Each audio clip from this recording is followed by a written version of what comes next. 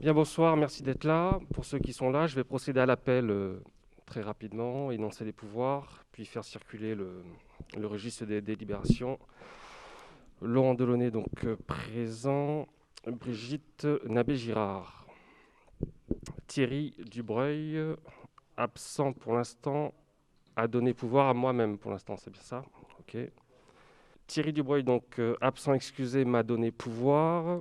Il va peut-être arriver en cours de séance. Delphine Florarat. Gilles Bouey, Audrey Combier, Joël Massy, Audrey Gaborio-Nafrichou, Gilles Pruvot, Chantal Caro, Maryse Boucher, Philippe Girard, Gilles Pruvot, pardon, Anne-Marie Sarrazin, Serge Flao,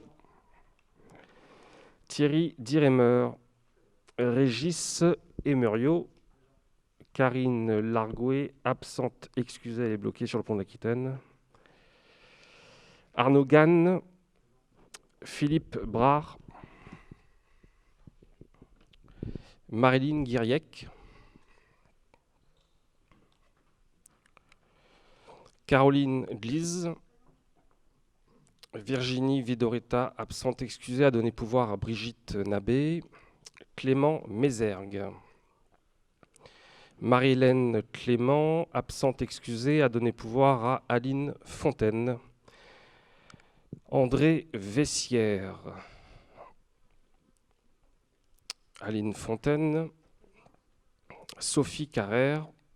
Frédéric Malville, absent excusé, a donné pouvoir à Madame Sophie Carrère. Et enfin, Marc Boisseau.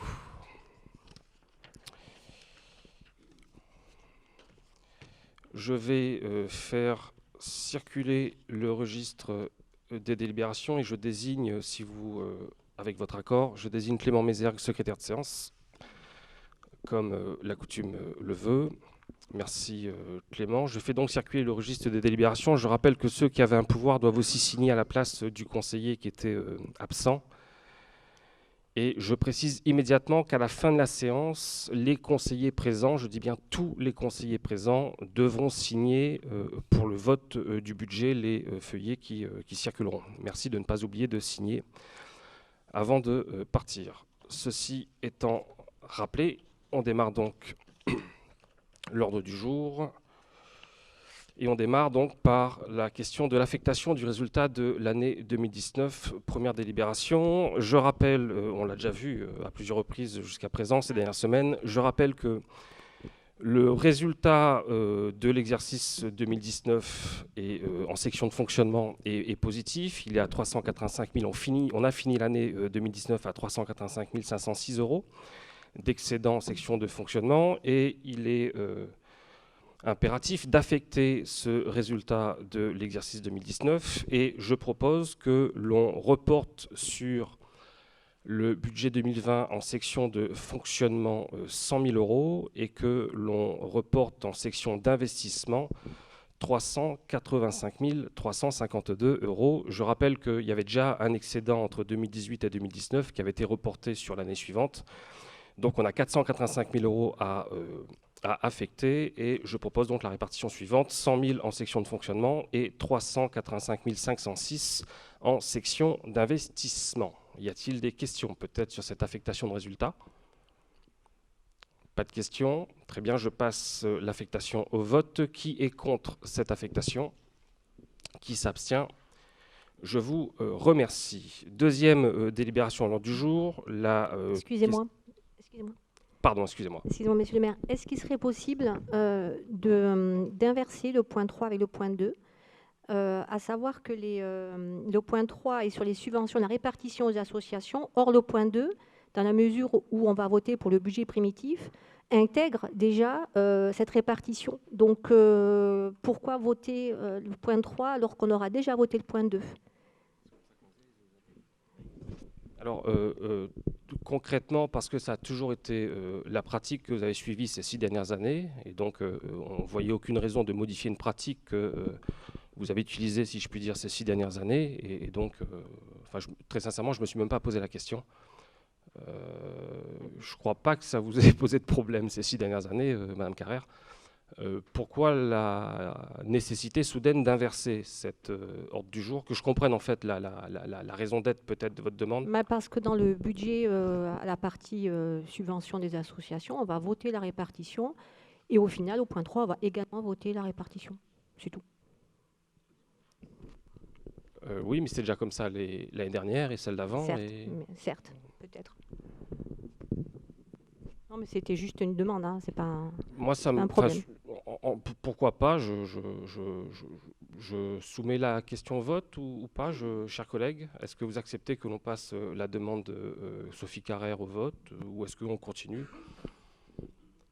Bien, je vais passer votre demande au vote, Madame Carrère, donc la proposition de Sophie Carrère consiste donc à inverser les points 2 et 3, autrement dit, à aborder, si je comprends bien, je n'ai pas le bon ordre du jour, je pense, peut-être. Aborder la question des subventions aux associations avant celle du budget primitif 2020. Proposition de Sophie Carrère, au nom de votre groupe, j'imagine, ou à titre individuel? Non, au nom du groupe. Au nom de votre groupe, très bien. Je vous suggère de me le demander en amont. Oui, la prochaine fois, ce sera plus simple, je pense, plus fluide. Je soumets donc la proposition de Sophie Carrère au vote. Qui est contre la proposition de Sophie Carrère et du groupe Au Cœur Disons? Très bien. Qui s'abstient? Eh bien, Madame Carrère, vous avez obtenu gain de cause, voyez. Donc, nous allons aborder la question des subventions aux associations pour l'année 2020 avant la question du budget primitif. S'agissant des subventions donc aux associations pour l'année 2020, je vais laisser la parole tout simplement à l'adjoint délégué à la vie associative, en l'occurrence Gilles Boye, lequel va vous exposer les grandes lignes, hein, grosso modo, de ce qu'on va faire cette année au sujet des subventions aux associations. En tout cas, le message que l'on souhaite passer, c'est un message positif, et on en a bien besoin en ce moment. Ce message consistant à dire aux associations, on va davantage vous accompagner. Ce que j'ai réclamé à titre personnel pendant des années, on va le faire dès cette première année de mandat et on va augmenter de manière substantielle un certain nombre d'associations. La dotation globale, si je puis dire, passant de 25 000 euros à 40-45 000 euros, puisqu'on va se laisser 5 000 de marge de manœuvre d'ici la fin de l'année. Ceci exposé de manière très générale, je laisse la parole donc à Gilles. Je t'en prie, Gilles, au sujet des subventions. Merci. Merci, Monsieur le maire. Donc, nous avons décidé de bien développer les subventions pour les associations dans un but qu'elles soient bien plus structurées demain, c'est-à-dire qu'elles soient plus encadrantes, c'est-à-dire qu'elles prennent au lieu de prendre des papas, qu'elles prennent surtout des gens formés qui ont été qui ont eu la possibilité de partir 3-4 jours en formation et qui puissent encadrer nos jeunes. C'est très important pour nous. Le retour qu'on en attend des associations, c'est qu'elles soient beaucoup plus, qu'elles soient beaucoup plus en lien entre elles. Aujourd'hui, chaque association se développe pas mal, mais elles ne s'aident pas mutuellement. Donc, on va essayer de les aider à se structurer, à mutualiser et enfin à devenir autonomes par rapport à nos enfants pour que ceux-ci s'éclatent dans leur passion. Et voilà. Après, la répartition, tout le monde l'a sous les yeux, je pense. Donc, il n'y a aucun problème. Si je peux vous les énumérer une par une, mais on va peut-être trouver ça très fastidieux. Donc voilà. Si vous avez des questions par rapport à ces subventions, je suis tout oui. Je précise immédiatement, avant de vous donner la parole, Monsieur Boisseau, que on a essayé, et là aussi c'était une vieille demande, si je puis dire, du réveil zoné. On a essayé autant que possible d'introduire des critères d'attribution des subventions. C'est une grille qui vaut ce qu'elle vaut, qui est perfectible, hein, je l'ai déjà dit la semaine dernière, je le répète, mais c'est une grille qui existe et c'est une grille à partir de laquelle on va commencer à travailler pour calculer, si je puis dire, pour attribuer les subventions aux différentes associations. Et je répète que, grosso modo, le montant des subventions est quasiment doublé. Ceci dit, Marc Boisseau, je vous en prie, vous avez la parole. Merci. Alors merci. Donc dans un premier temps, on salue l'effort qui est fait au niveau des associations. Passer de 25 000 à 45 000 euros, c'est très bien. Cependant, on se pose 2-3 questions justement quant aux critères d'attribution de ces subventions, parce que on n'a pas été informé là-dessus. Donc on a juste la grille avec la somme, mais j'ai pas eu les critères de répartition. Donc si on pouvait m'informer là-dessus, ce serait bien. Alors, il faudrait que vous vous tourniez vers Dédé. Alors, il a participé à une commission. J'ai remis tous les documents, dont les critères. Donc, si vous communiquez entre vous, je pense que vous devriez l'avoir. Non, pour être honnête, moi, je les ai eus, mais c'est pour que les gens sachent comment sont attribuées les subventions, en fait. Vu qu'on est filmé, autant profiter. D'accord. Donc, comment il fallait en mettre quelques-uns, les critères, jusqu'à aujourd'hui, ils étaient inexistants. Il n'y en avait aucun. Donc, on a essayé de trouver des critères objectifs. Alors, on s'est mis autour d'une table, on a discuté, on a essayé de trouver ça bien. On peut là aussi les énumérer, il n'y a aucun problème. Ancienneté d'association, par exemple, si c'est ça peut-être qui vous chagrine. Non, du tout. Il y a quelque chose qui vous chagrine, non, il n'y en en a aucune qui particulier? me chagrine. C'était juste à titre d'information. Enfin, il y en a 2-3 que je trouve plutôt subjectives. Donc, je vais vous dérouler les critères. Donc, l'ancienneté d'association, 1 an minimum. Pour quelle raison? Simplement pour éviter que demain, une association se crée sur Ison, prenne la subvention et puis s'arrête quelques jours après. Donc ça, ça paraît logique. La structuration de la formation des jeunes, c'est-à-dire qu'aujourd'hui, comme j'expliquais tout à l'heure, on a beaucoup de papas qui sont encadrants dans nos associations, sportives bien sûr, culturelles aussi. Donc il faut, les papas, c'est très important qu'ils soient présents, mais en deux, jamais en un, parce que c'est très difficile pour l'avoir vécu, d'être à la fois papa, à la fois encadrant, à la fois éducateur. Ensuite, l'aide à la formation des bénévoles et des éducateurs, c'est-à-dire que justement, par rapport à ce point-là, par le biais de la subvention, ça a un coût. Une formation de quelqu'un, d'un encadrant, c'est entre 250 et 500 euros suivant la discipline que l'on pratique. Et comme nos associations n'étaient pas du tout subventionnées jusqu'à aujourd'hui, en les aidant dans la subvention, on leur permet de structurer et d'envoyer des gens en formation et d'être beaucoup plus carrés avec nos enfants toujours. Le respect des installations mises à disposition, le soin du matériel. Je pense que là, vous devez voir à peu près ce que je veux dire, puisque je vous ai envoyé 2-3 photos, comme je l'ai expliqué jeudi dernier, qui n'étaient pas du tout sympas. Donc ça, c'est à éviter, forcément. Et si jamais ça se reproduit, forcément, l'association en pâtira. Donc vos jeunes, et ça, c'est pas cool du tout. C'est pas l'envie qu'on a. Donc c'est à vous responsabiliser. La prise en compte des frais de déplacement, c'est-à-dire qu'une association, par exemple culturelle, qui reste sur place, qui a un local à elle, elle n'a pas besoin de se déplacer. Par contre, si vous touchez du foot, du rugby, du hand, du basket, suivant le niveau que vous avez besoin de vous déplacer. Donc, par exemple, quand vous jouez en régional, vous allez jouer, par exemple pour le foot, ils vont s'en aller jouer à Oloron. C'est un coût assez important d'avoir ce déplacement-là. C'est à minima 2 minibus.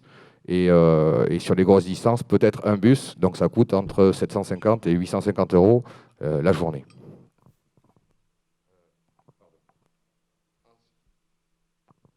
Ensuite, le dynamisme de l'association, c'est ce que j'expliquais un petit peu tout à l'heure, c'est-à-dire c'est la participation, les manifestations organisées, l'entraide associative, c'est vraiment un point sur lequel on tient énormément. On ne veut plus que chaque association se développe dans son coin ou végète dans son coin. C'est en faisant du partenariat, en faisant du lien qu'on arrivera à faire quelque chose. Le vivre local, c'est-à-dire que lors des manifestations, les achats, ça serait bien qu'ils soient faits chez les commerçants locaux. On n'a pas beaucoup de commerçants à Ison. Si nos associations ne les font pas marcher, ils ne vont pas s'en sortir. Ils ne vont pas s'en sortir du tout. Donc il faut vraiment qu'on leur donne un coup de main par le biais associatif, en les faisant travailler, et tout simplement, quoi. Le respect de l'environnement et le développement éco-citoyen de l'association. Alors ça, c'est un grand terme, le développement de l'environnement, de l'association, bien sûr, c'est très très joli. Dans les faits, ça correspond à quoi? Ça correspond à essayer de faire un petit peu plus de tri, c'est-à-dire, toujours pareil, quand on mange des pizzas, les boîtes, on les met dans la poubelle, c'est très bien, bravo, mais on peut faire un petit effort supplémentaire, on prend la poubelle et on la met dans la benne. C'est pas plus compliqué que ça, c'est très simple, c'est du factuel, il n'y a pas besoin de développer plus, je pense. Le différentiel du nombre d'adhérents sur une année et la taille de la structure. C'est-à-dire, là, ce qu'on veut expliquer, c'est que si une association demain passe de 200 à 500 adhérents, mais forcément, elle aura besoin d'encore plus d'aide, puisqu'elle va encadrer beaucoup plus nos enfants. Et comme on l'explique par rapport au premier critère, ça a un coût supplémentaire, puisque là, on veut que les associations aient des éducateurs. La participation aux manifestations communales, pour nous, c'est important aussi. On a envie que la vie, disons, soit beaucoup plus dynamique. Les associations, jusqu'à aujourd'hui, participaient fortement. On va leur demander d'être encore plus présentes, de faire encore plus, là aussi, du lien, et que ça soit beaucoup plus dynamique qu'ils ont. Quand on parle d'ISO, on a le sourire, et qu'on ne dise pas qu'ils ont... on ne voit pas trop où c'est sur la carte, et puis il n'y a pas grand-chose qui se passe. L'aide aux familles en difficulté, le prix des cotisations des équipements. Ce qu'on attend, donc on développe fortement les subventions. Ce qu'on attend, peut-être pas en retour, c'est pas joliment dit, mais enfin ce qu'on attend d'une association, c'est qu'en contrepartie, sur les enfants qui ont des difficultés, sur les parents, pardon, qui ont des difficultés de paiement pour une carte, quelque chose, voilà, qu'ils aient la possibilité de faire un geste commercial pour que nos enfants, qu'ils soient démunis ou qu'ils soient riches comme Crésus, qu'ils aient la possibilité de s'éclater dans leur sport, dans leur culture, dans leur activité, tout simplement. Le parcours sportif pour les uns, résultat, changement de niveau, jeunes seniors. Donc là, on parle plus sur les associations sportives. Par exemple, je reviens au rugby. Le rugby monte en R2, oui, aujourd'hui. Ils vont avoir certainement des déplacements plus importants. Il faudra très certainement qu'à l'avenir, on puisse les soutenir plus fortement. A contrario, si ça redescend au niveau Gironde, le hand, le basket, etc., si ça reste à VGT, il faudra qu'on les aide, qu'on les soutienne à minima la même chose, mais certainement, pourquoi pas les aider aussi plus pour se restructurer. Le parcours éducatif pour les autres, le développement personnel ou culturel, ça veut dire quoi? Ça veut dire que si quelqu'un, un bénévole, vient voir l'association, un bénévole du club vient voir l'association et dit ben moi j'ai toute envie de participer à vos manifs, à votre encadrement et tout ça, il faudra, je répète, il faudra leur permettre de se former, et donc ça a un coût là aussi supplémentaire. Donc on compte sur vous, les associations, pour leur donner un coup de main et leur permettre ça. Et enfin, l'utilisation réelle des équipements municipaux en cas de réservation. Alors ça, c'est tout simple. C'est que moi-même, je l'ai pratiqué, donc je suis en tort à 200% par le biais des associations. On réserve, par exemple, la salle des fêtes ou ou les pavillons ou autre chose. Et puis, on oublie et puis où ça ne marche pas. C'est-à-dire qu'on prend la salle des fêtes un samedi soir, on dit qu'on fait un bon lunch, un bon truc sympa, qu'on aime bien, et puis ça ne marche pas, et puis personne ne vient. Donc, on oublie de dire à la mairie que la salle, finalement, on ne la prend pas. Et puis, il arrive le vendredi soir, les ST arrivent pour installer, pour préparer, etc. Et puis, dans l'urgence, on leur dit, ah ben non, finalement, il n'y a pas besoin, ils ne la font pas. Donc, deux problèmes. Les ST, parce qu'ils ont autre chose à faire, croyez-moi, ils sont bien occupés. Et deuxième problème, c'est que cette salle, elle aurait pu être louée soit à un particulier, soit prêtée à une association. Et donc, le contrat n'est pas rempli. Donc ça en fera partie aussi des critères pour pouvoir développer ou pas les subventions. Voilà, j'espère que j'étais assez clair pour vous. Je vous en prie, M. Vessière. Oui, Gilles, on loue l'idée d'aider les enfants des familles en difficulté, et c'est une excellente démarche. Par contre, il nous faut des inputs pour pouvoir les aider, parce que déjà c'est difficile de dire, d'avouer qu'on est en difficulté financière, et c'est pour ça qu'on sollicite peut-être l'aide du CCAS ou de l'école avec le quotient familial qui peut être des critères réels. Bien sûr, on en a parlé en commission, c'est une très bonne idée et il n'y a aucun problème, on était tous d'accord au CCAS, je fais partie du CCAS, donc vous pensez bien qu'on est en train de le mettre en place avec Maryse, avec la vice-présidente, et puis monsieur le maire qui est président, pour arriver à ça, justement, identifier des personnes pour que les plus nécessiteux puissent avoir le maximum de chances de faire leur sport ou leur activité culturelle ou simplement leur passion. Oui, il ne faut pas que l'argent soit un blocage, c'est tout. Gilles, on a tenu à ce que Gilles Boueil intègre le CCAS précisément pour que le CCAS, en lien avec les associations, puisse de temps en temps, en cas de besoin, filer un coup de main pour que chaque petit isonné puisse adhérer à une association. Voilà, pour pas que pour pas que le niveau économique des familles, si je puis dire, soit un frein à l'adhésion à une association. Donc on y est très attaché depuis le départ. Philippe Brard peut-être a demandé la parole, s'il vous plaît. Pareil, vous m'entendez? Ouais. Moi, j'ai pas l'habitude. Là, c'est bon, là? Ok. Pareil, j'ai pas participé à la commission, donc je pose la question en tant que béotien. Par rapport à tous les critères que tu as émis, Gilles, est-ce qu'il y a une priorisation au niveau de ces critères? C'est-à-dire, est-ce qu'il y a un critère qui pèse plus que les autres, ou est-ce qu'ils ont tous la même pondération? Ça, c'est la première question. Et la deuxième question, c'est j'ai entendu de différentiels au niveau, enfin, d'une année sur l'autre au niveau des adhérents. Par contre, j'ai pas entendu parler de critères de nombre d'adhérents en valeur absolue. D'accord. Est-ce que voilà, et du coup, je suis un peu étonné qu'il apparaisse pas. Alors, il aurait fallu, pour répondre à ta question, si je comprends bien, monsieur le conseiller municipal, pour répondre à votre question, pardon, il aurait donc fallu que l'on indique, par rapport à une grille de critères, que l'on indique en gros le scoring de chaque association, regarder 15 critères, si je pige bien, qu'on fasse l'addition, qu'on soit transparent du début à la fin, c'est ça, si je comprends bien? Non, c'était pas ma question. Parce que pour l'instant, la pondération, donc si vous, Ouais. pour être très sincère, la question de la pondération, pour l'instant, on l'a envisagée, mais on n'a fait que l'envisager. C'est-à-dire poser des critères, déjà, c'est un pas en avant. Mettre en place des critères de pondération, pour l'instant, on n'en est pas là. On envisage de le faire pour l'année prochaine, mais pour répondre à la première question, donc, la réponse est négative. On n'a pas fait jouer, pour l'instant en tout cas, factuellement, formellement, des critères de pondération. On a évidemment tenu compte du nombre d'adhérents, c'est-à-dire certaines associations. Bon, je prends le foot par exemple, typiquement le foot. Le foot, à l'évidence, a un grand nombre de licenciés, a un grand nombre de déplacements. Et puis, quand on a discuté avec ses partenaires, ils nous ont fait état, grosso modo, d'un prévisionnel de dépenses au regard du nombre d'adhérents et au regard du nombre de déplacements. Et ils ont réussi à nous convaincre tout simplement qu'il fallait l'augmenter. On n'a pas fliqué, on n'a pas vérifié, on n'a pas fait montre d'une approche scientifique, si je puis dire. Alors, s'il faut faire montre d'une approche scientifique, OK, on le fera en commission. Il existe une commission pour ça, dans laquelle chacun ici peut venir. Du reste, M. Vessière y était, premièrement. Et puis ensuite, s'agissant du nombre d'adhérents, je répète, là, le critère n'apparaît pas dans la grille. Pourquoi? Parce qu'on n'a que les montants des subventions par association pour l'exercice suivant, enfin pour cet exercice en cours. Mais rebelote, s'il faut affiner, et on l'a dit il y a une semaine, je l'ai dit il y a une semaine, je l'ai redit il y a quelques temps et je l'ai encore dit tout à l'heure, la grille est perfectible, le système est perfectible, à l'évidence, mais il me semble, à titre personnel en tout cas, que le message qu'on passe aux associations est on ne peut plus positif. Je dis bien on ne peut plus positif.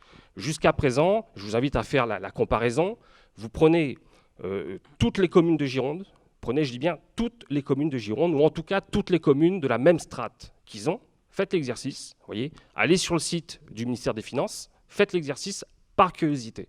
Et vous regardez combien la commune d'Ison, ces 6 dernières années, disons-le, ces 12 dernières années, attribuées en termes de subventions attribuées par habitant à Ison, et vous regardez la moyenne de la strate. Vous voyez, donc déjà, je trouve, à titre personnel, que passer de 25 000 à 45 000, déjà, je trouve que c'est un message extrêmement positif. Perfectible, oui. On peut se faire mal, on peut aller voir des mouches aussi, on peut leur faire mal à des mouches. Perfectible, oui, mais le message est bon. Et une fois encore, comparez ce qu'on fait à Ison, ce qu'on fait ailleurs, et vous allez comprendre qu'on a encore de la marge. Donc, si pour faire mieux que ce qu'on fait cette année, on peut objectiver le tout à partir des critères, à partir de la grille qu'on a établie, on le fera tous ensemble. Il existe une commission pour ça. Ce n'est pas le genre de débat qui doit avoir lieu ici. On ne va pas affiner, pondérer, introduire des critères plus rationnels ici ce soir. Il existe une commission pour ça. J'aurais aimé très sincèrement que ce soit discuté en commission plutôt qu'en conseil municipal. Par exemple, M. Vessière, vous auriez pu très certainement, j'y étais pas sincèrement, mais vous auriez pu très sincèrement améliorer la grille, les critères, la pondération ou que sais-je en commission. Philippe Brard, je ne crois pas que tu sois membre de la commission, mais tu aurais très bien pu intégrer cette commission sans difficulté, puisque tous les élus aujourd'hui ont la possibilité d'intégrer toutes les commissions pour participer au débat. Je ne crois pas que ce soit le lieu ce soir. Monsieur Vessière, vous voulez reprendre la parole, je crois. Alors, effectivement, la commission a été un lieu d'échange. Elle a duré 2 heures, donc on a beaucoup discuté. On a discuté sur les critères et surtout sur la déclinaison des critères. Oui, non, oui, je disais que la commission a été un lieu d'échange. Elle a duré 2 heures. On a beaucoup discuté, beaucoup échangé. On a discuté sur les critères et sur la déclinaison surtout. Donc, on ne va pas refaire le débat, mais les sujets ont été vraiment échangés en toute transparence et en toute courtoisie. Je n'ai rien à dire sur ce côté-là. Merci André. Petit conseil, quand vous prenez le micro, voyez, évitez de le prendre par la base, parce que je pense que la cellule est en bas là. Prenez-le plutôt, tenez plutôt sur le haut du micro. Merci. Oui, je disais pardon. Merci André de ta franchise, ça fait du bien. Juste pour finir sur la pondération, je pense que vous connaissez un petit peu mieux tous autour de la table. On n'a pas mis de pondération active cette année. Sachez que si chaque association ne respecte pas en gros les règles que j'ai rencontré et on a rencontré pratiquement toutes les associations. On a décliné tout ça avec elles. Tout ça, on l'a décliné avec elles. Croyez-moi, ça a été du temps, ça a été de la passion, ça a été agréable, un vrai plaisir de les découvrir, celles que je connaissais moins.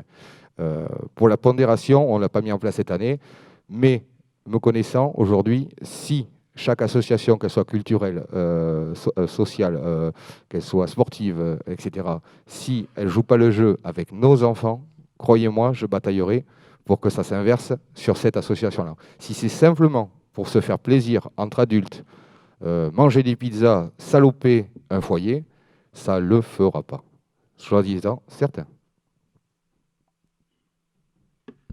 Y a-t-il d'autres prises de parole peut-être? Monsieur Boisseau.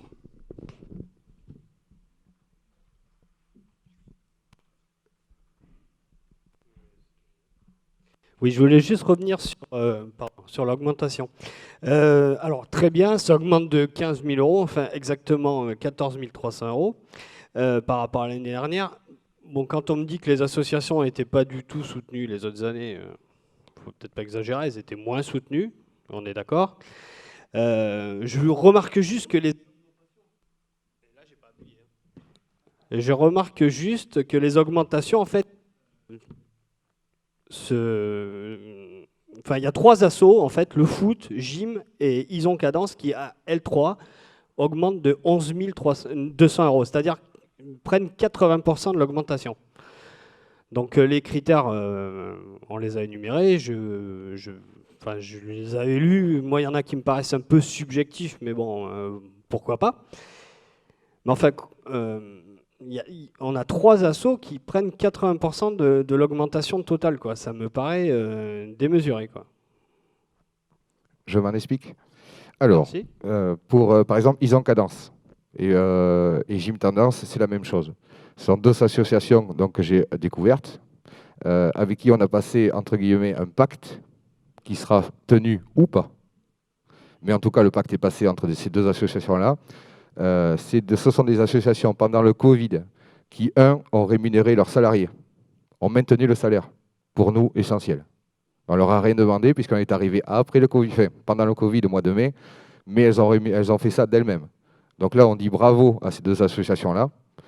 Et suite à ça, on les aide aussi également aujourd'hui, je dis bien aujourd'hui, ponctuellement, parce qu'elles vont permettre à leurs anciens adhérents qu'ils avaient sur 2019-2020 d'avoir une remise sur leur adhésion 2020-2021. Voilà, donc on les aide très fortement par rapport à ça. Ça, c'est pour les 2 associations. Concernant la 3e association dont vous parlez, le football, croyez-moi, j'y connais bien, puisque j'y suis tous les vendredis et quelques dimanches, et quelques jours fériés aussi. Cette association-là, elle est passée de 10 000 à 18 000 euros. La raison essentielle, c'est la montée en R1. La montée en R1, ça veut dire quoi? Ça veut dire que vous êtes obligé d'employer, je dis bien d'employer, ce n'est plus un défraiement. Ça veut dire employer un RTJ, un responsable technique jeune. Ça a un coût, c'est entre 500 et 700 euros au mois, sur 10 mois. Donc vous faites le calcul, ça fait entre 5 et 7 000 euros. Également pour le coach de la première, de la R1, il n'y a plus de défraiement, c'est une obligation d'avoir un salarié. Donc ça veut dire des charges avec. Donc ça, c'est les 2 points essentiels. 3e point, c'est qu'ils ont un sponsor qui les a lâchés en cours de route, le plus gros sponsor qu'ils avaient, qui donnait 25 000 euros à l'année. Ils ont fait du ménage dans leur staff. Je pense que ce sera un ménage salutaire. Je vous le dis comme je pense. Un ménage salutaire. Et donc, ils ont perdu 12 500 € qui étaient prévus dans le budget 2019-2020. Prévus. Et donc, il fallait aussi les aider par rapport à ça. Et enfin, le 1er mai, ils ont un tournoi. On a un tournoi. Le tournoi, c'est le plus gros de Gironde. Ça accueille 1000 enfants qui n'a pas pu être tenu à cause du Covid. Et c'est une perte d'argent très, très, très importante. C'est le plus gros pôle, après le sponsor principal, c'est le plus gros pôle de rentrée d'argent au club. Donc voilà, pour le football, l'explication. Ok, merci. Ensuite, je voulais juste vous poser la question. J'ai vu que l'UCEP 0. Pourquoi il y a des quelle est la raison?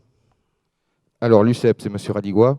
Alors je l'ai rencontré un peu tard. J'ai envoyé 2-3 mails pour le rencontrer. Je l'ai rencontré fin juin. Les demandes étaient déjà parties, ça c'est une certitude, puisque normalement c'est au 31 mars. Ça c'est une certitude aussi. On a discuté avec lui. Il a déjà eu une subvention. Vous pourrez lui demander, je parle devant les caméras. Il a déjà eu une subvention de la part de la mairie. Il m'a reconnu, il m'a dit c'est vrai que cette année, j'en ai pas fait la demande. Ce n'était pas une vraie utilité. Voilà sa réponse. D'accord, ok, très bien. Oui. Non, c'est Bien, pas grave. c'est fini.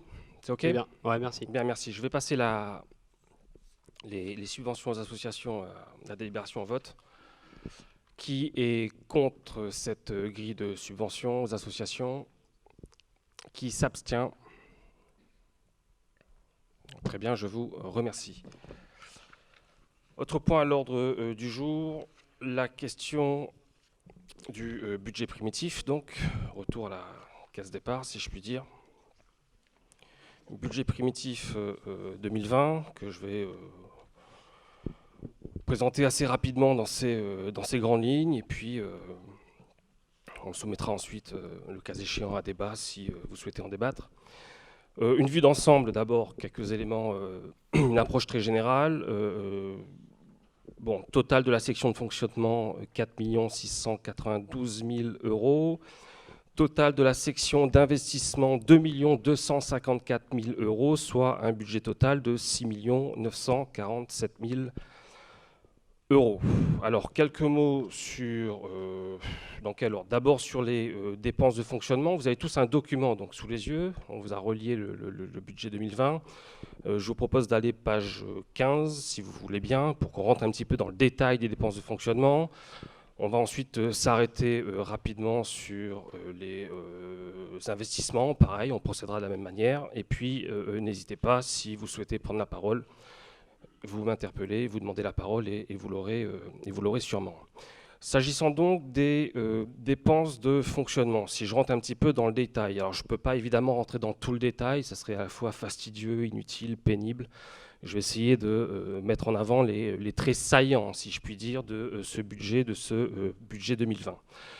D'abord, chapitre 011, donc le premier chapitre tout en haut de la page 15, article 611, premier article, eau et assainissement. J'en ai parlé la dernière fois, c'est important que vous ayez les chiffres en tête maintenant.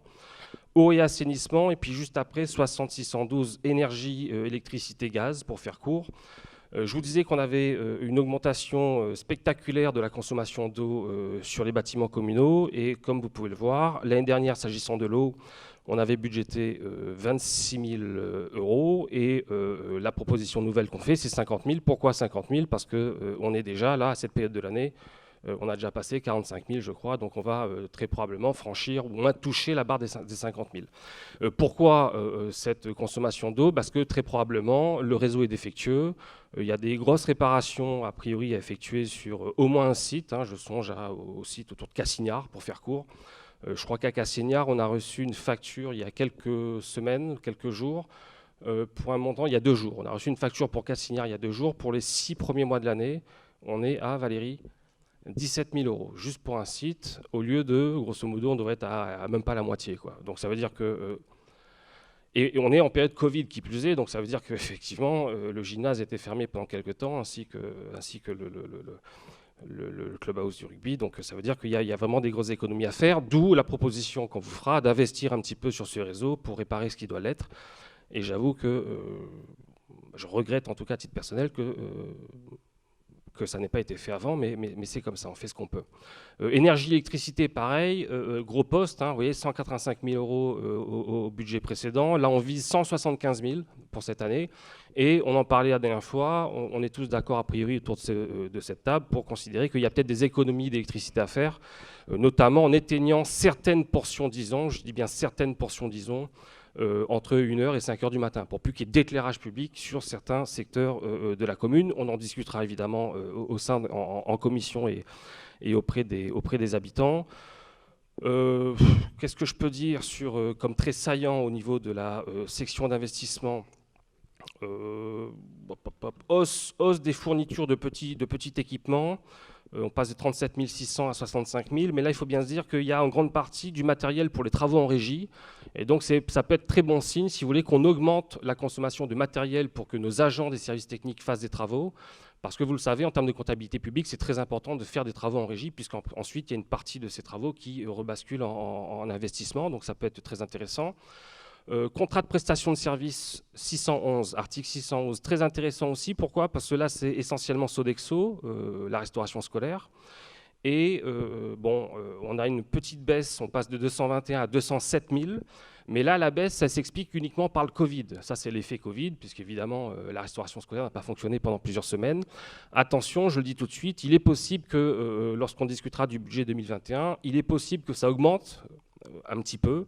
Pourquoi? Parce que vous le savez, on renouvelle le marché de la restauration scolaire, on va essayer de gagner en qualité, on va monter en gamme, c'est en tout cas la commande qu'on a passée, et forcément, si on monte en gamme dans l'intérêt de nos enfants, forcément, ça aura un impact très probablement sur le prix qu'on devra payer. Que dire? Augmentation importante, crédit bas immobilier, article 61-22, là il s'agit essentiellement des photocopieurs. On en a installé un nouveau centre technique municipal, et on renouvelle le matériel également à l'école maternelle parce que le copieur à l'école maternelle était en sale état. Et donc là, c'est sur cette ligne que ça va passer, d'où l'augmentation. Entretien, très important, article 615-231. 615-231, très très important, grosse augmentation, 50 000 euros de plus quasiment. Entretien, réparation de voirie, là il s'agit principalement du curage et du nettoyage des fossés. Vous voyez, j'en parlais la dernière fois en vous disant que dès cette année, on va augmenter certes cette dépense de fonctionnement, mais ça nous paraît nécessaire, tant il y a besoin de curer, de nettoyer les fossés. Et donc c'est sur cette ligne que ça passe. Frais d'actes et de contentieux, alors là c'est l'explosion, 62-27. L'explosion, pourquoi ? L'explosion, pourquoi? On a pas mal de contentieux. On est arrivé, on a découvert qu'il y avait pas mal de contentieux en cours. Voilà. On redoute le pire. Je le dis franchement, on redoute le pire sur le prochain budget. C'est-à-dire que là, on est assigné par quelques administrés et a priori, on n'est pas bien, en tout cas. Il me semble, en tout cas, à titre personnel, qu'on n'est pas bien. J'aimerais bien qu'on transige avec ces administrés.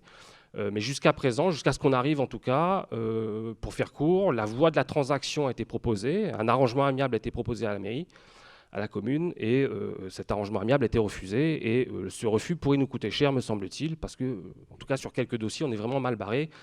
Il s'agit principalement, pour ne pas rentrer dans le détail, il s'agit principalement d'accidents dus à un mauvais entretien de la voirie. Et là, voilà, forcément, ça peut, en cas de contentieux, ça pourrait nous coûter cher. Alors, et puis, il y a aussi les frais dus à l'occupation des terrains communaux par les gens du voyage, parce que vous ne le savez peut-être pas, les gens ne le savent peut-être pas, mais lorsqu'on introduit une procédure d'expulsion des gens du voyage, ça a un coût. Il faut payer l'huissier, il faut payer un avocat pour aller en référer devant le tribunal administratif. Tout ça, ce sont des frais de procédure. Et comme vous le savez, il y a quand même... plusieurs fois, on était confronté à cette problématique. Donc, ceci explique que les frais d'actes et de contentieux soient multipliés quasiment par 5. Fêtes et cérémonies, 62-32. Alors, attention, baisse. Fêtes et cérémonies, on passe de 52 000 à 40 000. Alors là, c'est uniquement l'effet Covid. Pas de fête locale, bref, tout ça, ça fait évidemment faire des économies, pas de feux d'artifice, parce qu'on ne peut pas, etc., etc. Ça ne veut pas dire qu'on va retrouver 40 000 l'année prochaine. Comme on avait plutôt l'intention de faire la fête à Ison, de temps en temps, après le travail évidemment, j'espère en tout cas que si les choses reviennent à la normale, si le Covid nous lâche un peu les mollets, si je puis dire, bon, je ne suis pas sûr que ce soit bien barré pour la fin de l'année, mais en tout cas, si à terme il finira bien par nous lâcher les mollets, on espère bien qu'il y aura davantage de fêtes et de cérémonies festives sur Ison. Donc il ne faut pas tenir compte, grosso modo, il ne faut pas penser que 40 000, c'est un chiffre qu'on va retrouver tous les ans. On aura évidemment l'occasion d'en discuter. Voilà, c'est à peu près là sur les charges à caractère général. Hein. Je rappelle que les charges à caractère général, je l'ai dit lorsqu'on a eu le débat d'orientation budgétaire, mais les charges à caractère général avaient déjà augmenté de 13% entre 2018 et 2019. Elles ont également augmenté entre 2019 et 2020 de à peu près 7%. Donc là, tout ce que je vous dis explique un petit peu cette augmentation de charges générales. Charges de personnel maintenant. Charges de personnel, chapitre 012. Bon, je ne reviens pas sur ce que j'ai dit la dernière fois, mais enfin, vous constatez comme moi que les charges de personnel augmentent. Elles avaient déjà augmenté de 10% entre 2018 et 2019. Elles augmentent de nouveau de 8% entre 2019 et 2020. Et souvenez-vous, il y a une semaine, je vous expliquais principalement à quoi étaient dues ces dépenses supplémentaires s'agissant des charges de personnel. Et je vous disais qu'a priori, en tout cas, de mon point de vue, elles étaient parfaitement justifiées. C'est-à-dire qu'il y a eu des créations de postes, il y a eu des carrières qui ont été revalorisées, il y a eu des recrutements, il y a eu une revalorisation du régime indemnitaire, on a versé un capital d'essai suite à un événement très malheureux, et puis on a attribué une prime Covid. Mais enfin, tout ça, mis l'un derrière l'autre, finit par faire grosso modo 200 000 € d'augmentation de charges de personnel entre 2019 et 2020. Donc là, vous avez à peu près le détail de cette augmentation. Chapitre 14, page 16, s'il vous plaît, chapitre 14. Là, on retrouve les atténuations de produits dont j'ai parlé la dernière fois, rappelez-vous, très très important. Les deux boulets qu'on traîne, si je puis dire. Le premier boulet, c'est le prélèvement au titre de l'article 55 de la loi SRU. C'est en raison de notre carence de logements sociaux, on prend cher tous les ans, on prend une pénalité, enfin on prend un prélèvement de la part de l'État. Et là, pour 2020, c'est 143 000 € de prélèvement. Et je le disais, c'est déjà monté à 244 il y a quelques années et ça risque de monter encore, d'être encore augmenté au cours de l'exercice suivant. Donc là, c'est vraiment un boulet qu'on traîne dans la section de fonctionnement et c'est un boulet plus que problématique. Et puis la deuxième atténuation de produits qu'on a, c'est dû à notre attribution de compensation négative en raison de toutes les compétences qu'on a transférées à la CALI. Et donc là, vous le voyez, l'attribution de compensation est négative de 232 991 € sur l'exercice 2020. Et bon, on a débattu aussi la dernière fois, je ne vais pas relancer le débat, mais vous comprenez que ça pèse sérieusement en section de fonctionnement en tout cas, puisqu'on est quand même pas loin de 380 000 € de boulets, quoi. Ouais, donc 380 000 € tous les ans, sachant que le prélèvement au titre de l'article 55 SRU devrait encore augmenter l'année prochaine, et qu'on va le traîner tant qu'on ne sera pas à jour, en matière de logements sociaux, autrement dit très longtemps, sauf à ce qu'on fasse le choix, pourquoi pas, de le traîner à vie. Mais c'est un choix, en tout cas, dont on pourra débattre si vous voulez, mais qui serait, à mon avis, très très dur à supporter, ne serait-ce qu'en termes de rapport avec nos différents partenaires, pour ne rien dire du message qu'on passerait sur un terrain en matière de politique municipale. C'est en tout cas contraire à mes convictions. Mais je veux bien qu'on en débatte de manière totalement ouverte en commission et en conseil municipal. Autre charge de fonctionnement sur laquelle j'attire l'attention, d'abord donc les subventions aux associations, donc on passe de 25 000 à 45 000, puisqu'on ne l'a pas dit tout à l'heure, ou peut-être vous ne l'avez pas compris, mais on se réserve 5 000 de jeux, si je puis dire, pour faire face par exemple à une demande de l'UCEP. Si par exemple l'UCEP avait un besoin de financement, de subvention dans les semaines, dans les mois qui viennent, on serait en mesure de répondre à cette demande de l'UCEP. D'autres associations, je songe par exemple à l'URC 15, qui n'a pas encore, à ma connaissance en tout cas formellement, demandé de subvention et qui pourrait donc, en raison de ce petit morceau de gras, si je puis dire, obtenir une subvention pour l'aider à bien démarrer la saison. Et on est de tout cœur derrière l'URC 15, etc., etc. Donc c'est pas fermé, on s'est laissé 5 000 € de jeu. Donc ça, première observation sur cette section de fonctionnement. Et puis deuxième observation, s'agissant de la subvention de fonctionnement au CCS, la subvention que verse la commune au CCS. Cette subvention passe de 6 500 € à 12 000 € et c'est peut-être pas fini, je l'annonce tout de suite.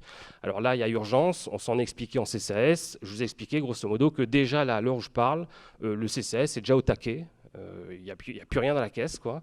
Et donc il faut absolument qu'on file un coup de main au CCAS pour faire face aux demandes croissantes des isonnés s'agissant de l'action sociale de la municipalité. Voilà. Le contexte Covid l'explique en partie. Il y a beaucoup de gens qui sont davantage dans la galère aujourd'hui qu'hier. Il y en avait déjà trop hier, mais il y en a encore plus aujourd'hui. Et il va falloir faire face à cette demande sociale. Et c'est le rôle d'un CCAS et c'est le rôle d'un conseil municipal que d'augmenter la subvention au CCAS dans ce genre de circonstances. Donc Maryse Boucher, qui conduit le CCAS de Manmètre n'a pas de souci à se faire. Elle sera à l'équilibre, son budget 2020 sera à l'équilibre. Et en cas de besoin, je l'annonce tout de suite, en cas de besoin, nous augmenterons encore davantage cette subvention au CCAS. Je le dis tout net, on pourra aussi également débattre si ça devait poser problème. Voilà grosso modo sur le détail des dépenses dans la section de fonctionnement. J'enchaîne tout de suite, si vous voulez bien, pareil, sur quelques mots sur les recettes de la section de fonctionnement. Je ne vais pas être trop long, je vais essayer d'être même un petit peu plus rapide. Recettes en section de fonctionnement, un fait très important à relever, chapitre 70, les produits des différents services. Ce produit est en chute, ces produits sont en chute. En chute pourquoi ? Principalement en raison du Covid. Écoles fermées, services périscolaires fermés, etc., etc. Donc évidemment moins de produits de nos services publics. Et donc là, vous l'observez, on a quand même une chute considérable. On perd à peu près, pour l'instant, je dis bien pour l'instant, on perd à peu près 100 000 € de recettes sur cette ligne, si je puis dire. Et je précise que c'est un prévisionnel qui suppose, qui espère que la reprise se passe bien, que la rentrée se passe bien. Autrement dit, que de septembre à décembre, l'école et les services périscolaires fonctionnent normalement. Vous aurez donc compris que c'est, somme toute, c'est pas certain, on va le dire comme ça, c'est pas certain. Et il est donc évident que s'il devait y avoir une deuxième vague de Covid à compter de la rentrée, il est évident qu'il va falloir corriger le tir et qu'on subirait de nouveau une baisse des recettes au titre des produits de service. Voilà, je l'annonce tout de suite aussi. Là, on est un petit peu optimiste, on va dire. On table sur une fin d'année normale, mais il ne faut pas exclure que, de nouveau, on perde 100 000 €, 150 000 € sur les 4 derniers mois de l'année. Évidemment, je ne l'espère pas, mais ça fait partie du contexte et c'est mon devoir que de vous renseigner en toute transparence. Quelques mots sur les impôts et taxes. Alors, comme vous pouvez le voir, on a une augmentation, mais on a une augmentation du produit perçu. Pourquoi ? Parce que les bases ont été augmentées et non pas parce qu'on a augmenté les taux. Souvenez-vous, on s'était engagé à ne pas augmenter les taux et nous n'avons pas augmenté les taux. Et donc, ce n'est pas les taux qui ont augmenté, simplement les bases qui ont augmenté. Et du fait de cette augmentation des bases, on est aujourd'hui à 1,9 million, grosso modo, de taxes, d'impôts, 1,9 million de taxes foncières et d'habitation, pardon.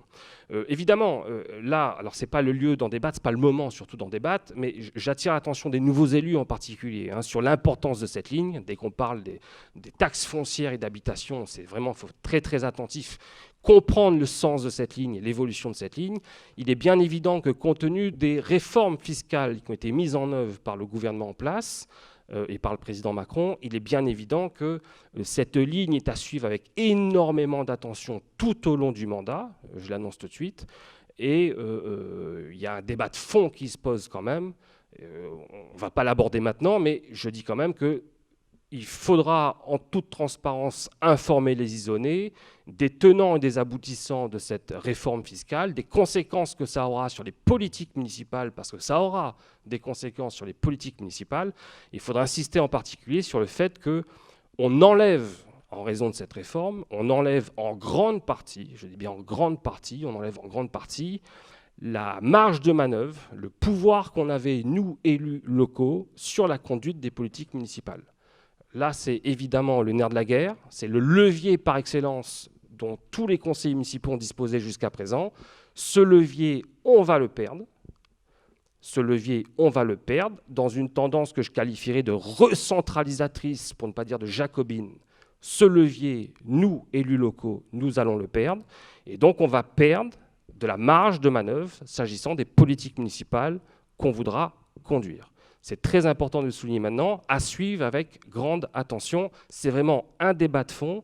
Je trouve qu'on a insuffisamment éclairé les élus et les citoyens en général sur les conséquences de cette réforme fiscale. Je songe là à la suppression de la taxe d'habitation, sur les politiques locales.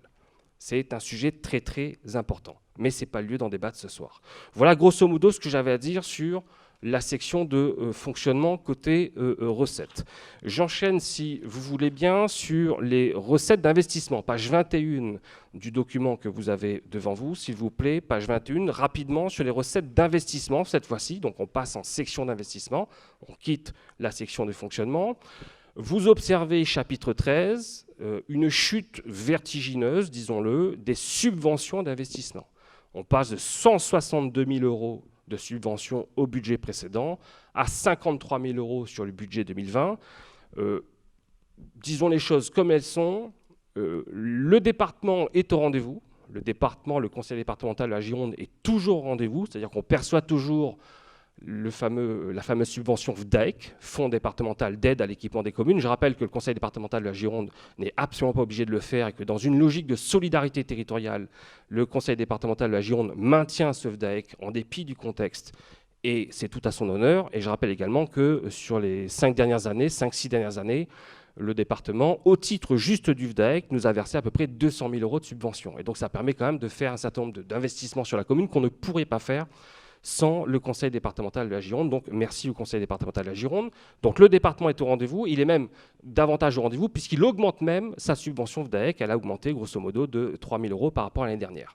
En revanche, la DETR n'est pas au rendez-vous, mais si la DETR n'est pas au rendez-vous, ce n'est pas la faute de X ou Y, si je puis dire. En tout cas, ce n'est pas de notre faute.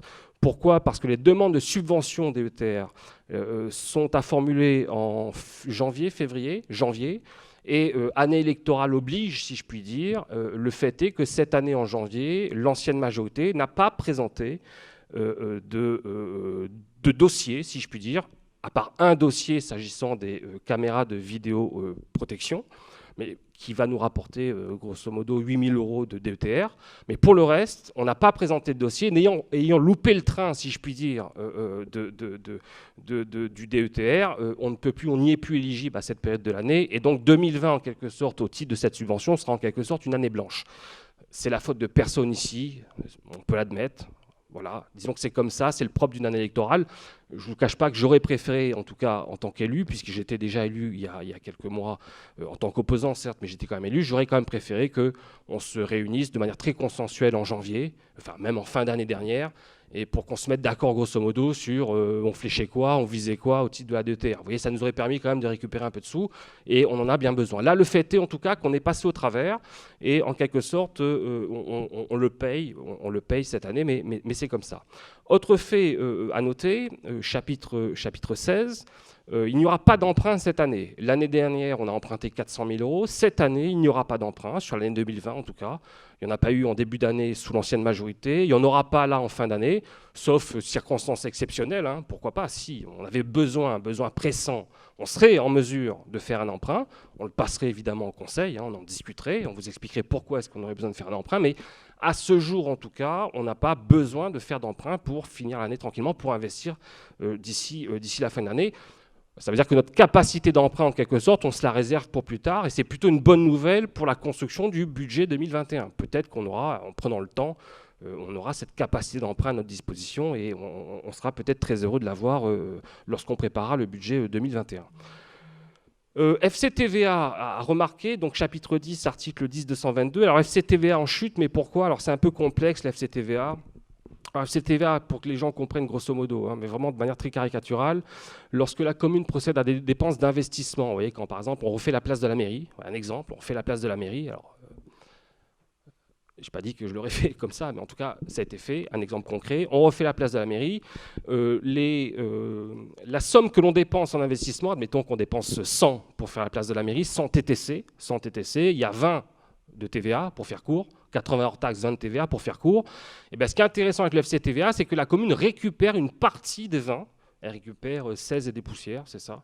Et donc, ça vient derrière alimenter sa section d'investissement. Donc ça, c'est intéressant, c'est-à-dire qu'on encourage de cette manière, en quelque sorte, l'investissement.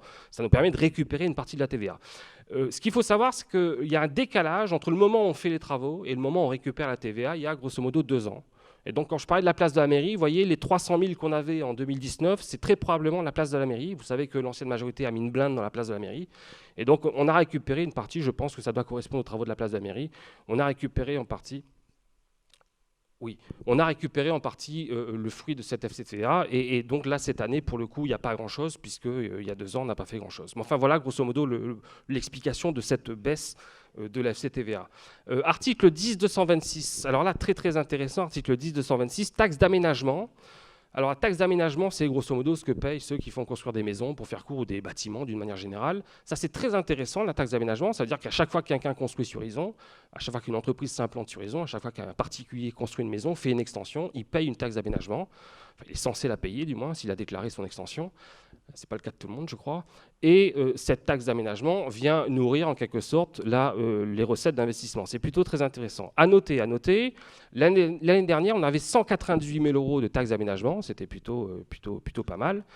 Cette année, on se contente d'une prévision de 100 000 €. Alors, ça fait quand même une grosse chute, hein. Vous voyez, on passe de 200 000 à 100 000.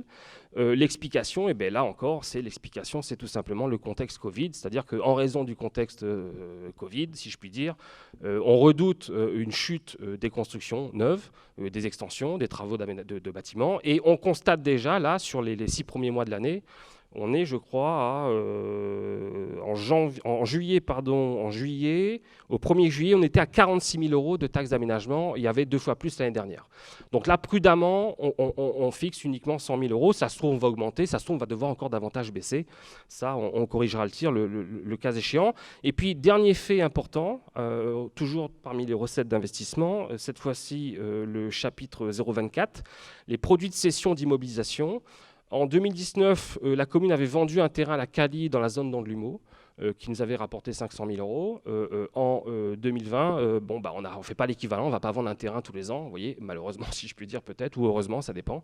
Et donc, ceci explique qu'on ne trouve pas grand-chose parmi les produits de cession d'immobilisation, à part 10 500 € qui correspond, je crois, au prix d'un tracteur, je ne suis même pas sûr. C'est le Tractopelle, voilà, Tractopelle concède pour 10 000 € et là il rentre au sein de cette ligne. Voilà pour les recettes d'investissement. Je fais une petite pause si vous voulez bien, je vous donne la parole à ceux qui veulent la prendre, au sujet d'abord de ce qu'on a vu là, et puis ensuite je vais m'arrêter davantage sur les dépenses d'investissement. S'il n'y a pas de questions, j'enchaîne tout de suite sur les dépenses d'investissement. Monsieur Vessière, vous avez la parole, je vous en prie. J'ai une question sur les charges financières. On a à peu près 1 million d'euros d'emprunt avec des taux d'emprunt qui sont supérieurs à 4%. Les taux aujourd'hui sont très bas. J'ai fait une petite simulation. Si en maintenant un taux, en baissant le taux de 4% à 2%, on économiserait 30 000 € d'intérêt. Alors, je réponds, je fais court. Alors, évidemment, les taux dépendent souvent de la date de souscription du crédit. Vous entendez bien que les taux ne sont pas les mêmes aujourd'hui qu'il y a, je ne sais pas, l'année dernière ou que l'année d'avant, etc. Et attention, on va lancer ce chantier dès la rentrée. On a l'intention, effectivement, d'essayer de renégocier le tout dans une approche globale, j'insiste. C'est-à-dire qu'on va arriver, pour faire court, devant un courtier, je fais court, je caricature, et on va lui dire grosso modo combien vous pouvez nous faire gagner sur l'ensemble des crédits qu'on a. C'est prévu, monsieur Vessière. Comprenez que dans les 2 mois qu'on a eu là, c'était juste matériellement impossible de l'envisager, mais on l'a envisagé pour la reprise. Non, c'était ma question, ce n'était pas du tout une attaque. Très bien. D'autres questions peut-être ?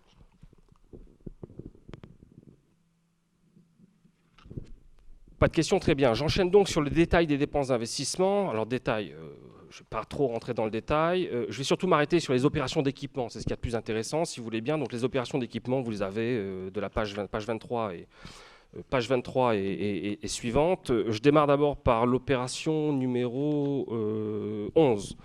Alors, mal libellé, libellé éclairage public. Alors, très très mal libellé. Valérie, il faudra corriger quand même l'appellation de cette opération d'équipement. En réalité, il ne s'agit pas là, dans cette opération d'équipement, il ne s'agit pas d'éclairage public à proprement parler. On ne pose pas des mâts, ce n'est pas des mâts qu'on va installer à route de Saint-Sulpice, par exemple, ce n'est pas ici qui figure. Là, on songe uniquement au raccordement à l'extension de réseau pour toutes les constructions qui sont à une distance supérieure de 100 mètres, je crois, par rapport au réseau existant. Lorsqu'il y a une distance supérieure par rapport au réseau existant, la commune est obligée en gros de mettre la main à la poche pour procéder à l'extension de réseau. Et là, grosso modo, il n'y a pas grand-chose à dire, c'est-à-dire que, pour faire clair, il reste 9 300 € de reste à réaliser, je crois, c'est ça, de 2019. Et donc, on n'a pas prévu de faire des extensions de réseau supérieures à 100 mètres là, sur l'année 2020. Ceci explique donc qu'on ne retrouve rien dans cette opération d'équipement. Opération 17. intitulé « Matériel divers ». Alors là, il s'agit de tous les matériels pour les services municipaux, l'informatique, le mobilier, le matériel de transport, etc. etc. Je ne rentre pas dans le détail, mais on a prévu grosso modo une enveloppe pour 2020 de 192 000 euros, 192 192. Sachant qu'il y a 27 700 euros de reste à réaliser de 2019, que 41 000 euros ont déjà été dépensés avant qu'on arrive. Vous voyez, 41 000 euros ont déjà été dépensés avant qu'on arrive. Et donc, il nous restera grosso modo à réaliser sur le BP 2020 à peu près, que je ne dise pas de bêtises, 180 000 euros peut-être. Je ne suis même pas sûr de moi, vous voyez. Bon, enfin, grosso modo, retenez que là, on a déjà beaucoup investi sur le parc informatique, notamment auprès pour le service administratif. On a du matériel d'entretien à acheter, on a une épareuse à acheter pour le service technique. On va investir dans une scène de spectacle pour les associations, en espérant qu'on puisse faire des spectacles dans les mois qui viennent. Évidemment, rien n'est moins sûr. Je vous donnerai le détail si vous voulez des dépenses, mais enfin, il n'y a rien de très excitant, si je puis dire. Opération 21, restaurant scolaire. Vous pouvez m'arrêter si vous voulez. Quand je présente les opérations, je m'adresse à l'opposition. Si vous avez des questions, posez-les-moi en direct en demandant la parole, il n'y a pas de souci. Opération 21, restaurant scolaire. Là, il s'agit principalement d'abord de changer le mobilier du restaurant scolaire. Donc on va changer les tables et les chaises qui commencent à être très vieillissantes. Donc ça c'est fait à la rentrée. Nos pitchouns, si je puis dire, auront des tables et des chaises neuves. Et puis, vous l'avez compris, on avait prévu un aménagement de vestiaires. Je ne vais pas relancer le débat sur les vestiaires. On conserve grosso modo ce qu'on avait prévu pour acheter un préfabriqué, un Algeco à 100 000 euros pour faire court. Simplement, on va s'en servir pour faire autre chose. Et on va d'abord s'offrir une étude de maîtrise d'œuvre, déjà, pour voir un peu comment reconfigurer le restaurant scolaire, sachant, je le répète, que nous ne sommes plus aux normes. Et donc, si on tombait sur quelqu'un de procédurier, cette personne les autorités sanitaires pourraient fermer le restaurant scolaire parce qu'on n'a pas de vestiaire. Donc, il faut absolument qu'on prenne ce problème à bras-le-corps. On va le faire en mandatant, je pense, un cabinet spécialisé sur le sujet. J'ai rendez-vous début septembre avec les services de Gironde Ressources. Je retrouve la solidarité du conseil départemental. Et début septembre, les consultants qui bossent pour Gironde Ressources, les agents de Gironde Ressources vont venir visiter les lieux. Et j'espère avoir des propositions pour la fin de l'année, de telle sorte qu'on pourrait démarrer 2021, peut-être, si tout va bien, sur la reconfiguration du restaurant scolaire avec les moyens du bord. Mais j'espère bien qu'on sera appuyé par le conseil départemental. Voilà grosso modo ce qu'il y a dans cette opération 21 restaurant scolaire. Toujours pas de questions? Je peux enchaîner, très bien. Opération 22 bâtiments communaux. Bon, je commence par quoi? La MAC, je vous l'ai dit, on va lancer une étude de réaménagement de la MAC afin de faire de la MAC un lieu festif et plus vivant, si je puis dire, au quotidien quasiment. On trouve que la MAC est sous-utilisée. Et donc on va confier une étude à l'architecte pour qu'il nous fasse des propositions. On va démarrer très probablement quelques travaux d'aménagement. On va également investir à la Node. Il faut investir à la Node. Pourquoi? Parce que l'équipe, le FC Mascaré, accède en Régional 1. Et pour pouvoir jouer en Régional 1, il faut mettre le terrain aux normes. Là, pour l'instant, ils ne pourraient pas démarrer la saison à la Node. Et donc, on va faire quelques investissements sur la main courante, principalement, les vestiaires, les bancs de touche. Bon, on prend quand même un petit ticket à, je sais plus, on doit pas être loin de 30 000, je pense. Ouais, un petit ticket à 30 000 quand même pour l'accession Régionale 1. On va également pas mal investir dans des arbres. Alors, je vais expliquer grosso modo l'idée, vous voyez, mais enfin, on va essayer de faire quelque chose en tout cas d'assez sympa avec la volonté de planter davantage d'arbres sur des endroits stratégiques, disons, voir la volonté, pourquoi pas, d'implanter quelques forêts urbaines, si on y arrive. On a travaillé avec les services techniques, avec le service espace vert, avec Hervé Cotte en particulier, et ces idées nous plaisent. On verra si on peut les mettre en œuvre. On a également prévu d'installer, je le dis pour ceux qui habitent Portès, une barrière anti-intrusion parce qu'il convient de sécuriser le site qui est souvent occupé et les gens se plaignent. Et donc on va faire un gros investissement quand même sur le site de Portès.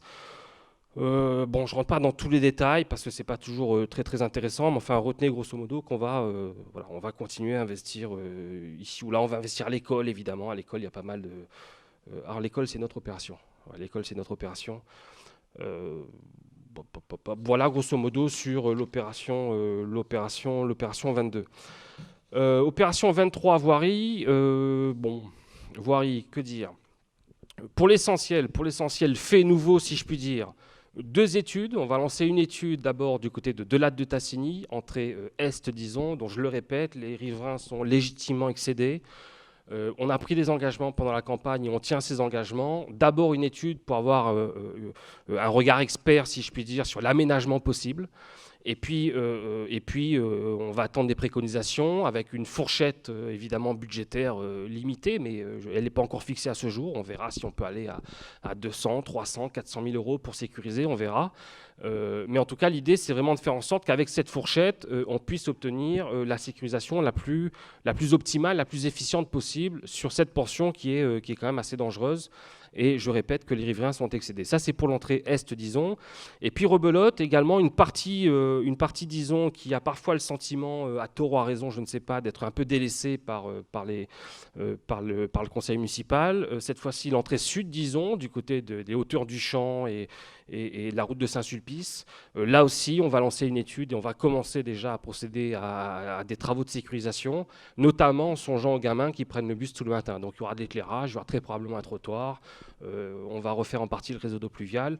On n'a pas encore tous les devis, mais on a quand même une première approche et on va affiner ça dans les mois qui viennent pour là aussi sécuriser cette entrée sud, disons. Voilà grosso modo les 2 traits saillants, si je puis dire, sur le volet voirie. Après, il y a plein de petites choses, hein. Il y a quand même... il y a quand même du mobilier à racheter, une étude des réseaux, la signalisation à refaire, un peu de dissimulation de réseau du côté de Grabichel, tout ça, ça a déjà été fait. Le réseau pluvial à l'enclos du Roi à retravailler. Là, j'ai vu que quelqu'un disait quand est-ce que ce sera fait. Alors oui, ce sera enfin fait là, dans les semaines ou les mois qui viennent. Du côté de l'enclos du Roi, on va essayer de corriger un petit peu le défaut sur le réseau pluvial qu'il y a à l'enclos du Roi, en lien avec un curage du fossé rue de la Lande. Donc on va essayer on va faire ce qu'on peut en tout cas. Voilà grosso modo s'agissant de l'opération 23. Opération 25, les écoles. Alors école maternelle et l'école élémentaire. Alors maternelle, vous avez retenu, un préau. Urgent, et la poste de 2 yourtes, une pour faire un bel accueil périscolaire, qui en a bien besoin du côté de la maternelle, et puis une deuxième yourte pour pouvoir accueillir une classe supplémentaire en cas de besoin.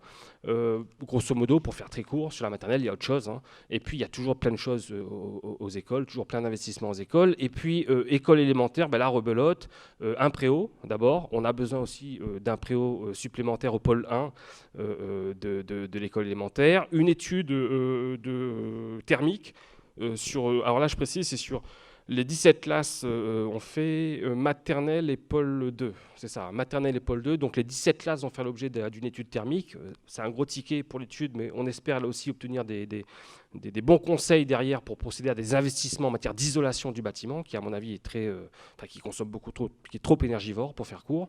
Et puis il y a aussi évidemment toujours les tableaux numériques pour l'école élémentaire, etc., un peu de matériel informatique.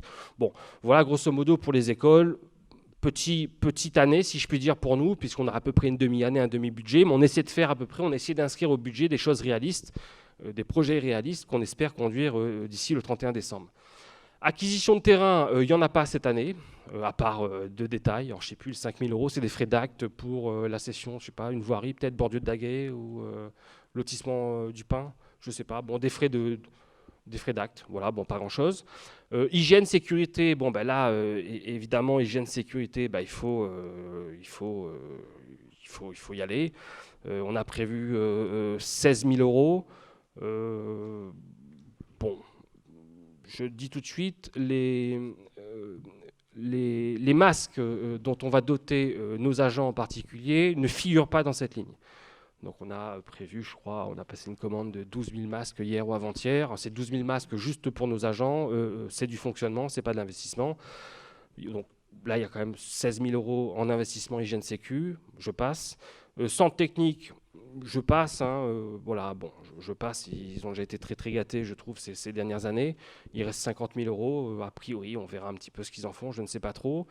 Salle associative, hein, au sujet de laquelle on a pas mal débattu là, il y a une semaine. Salle associative, on a prévu donc 20 000 euros, grosso modo.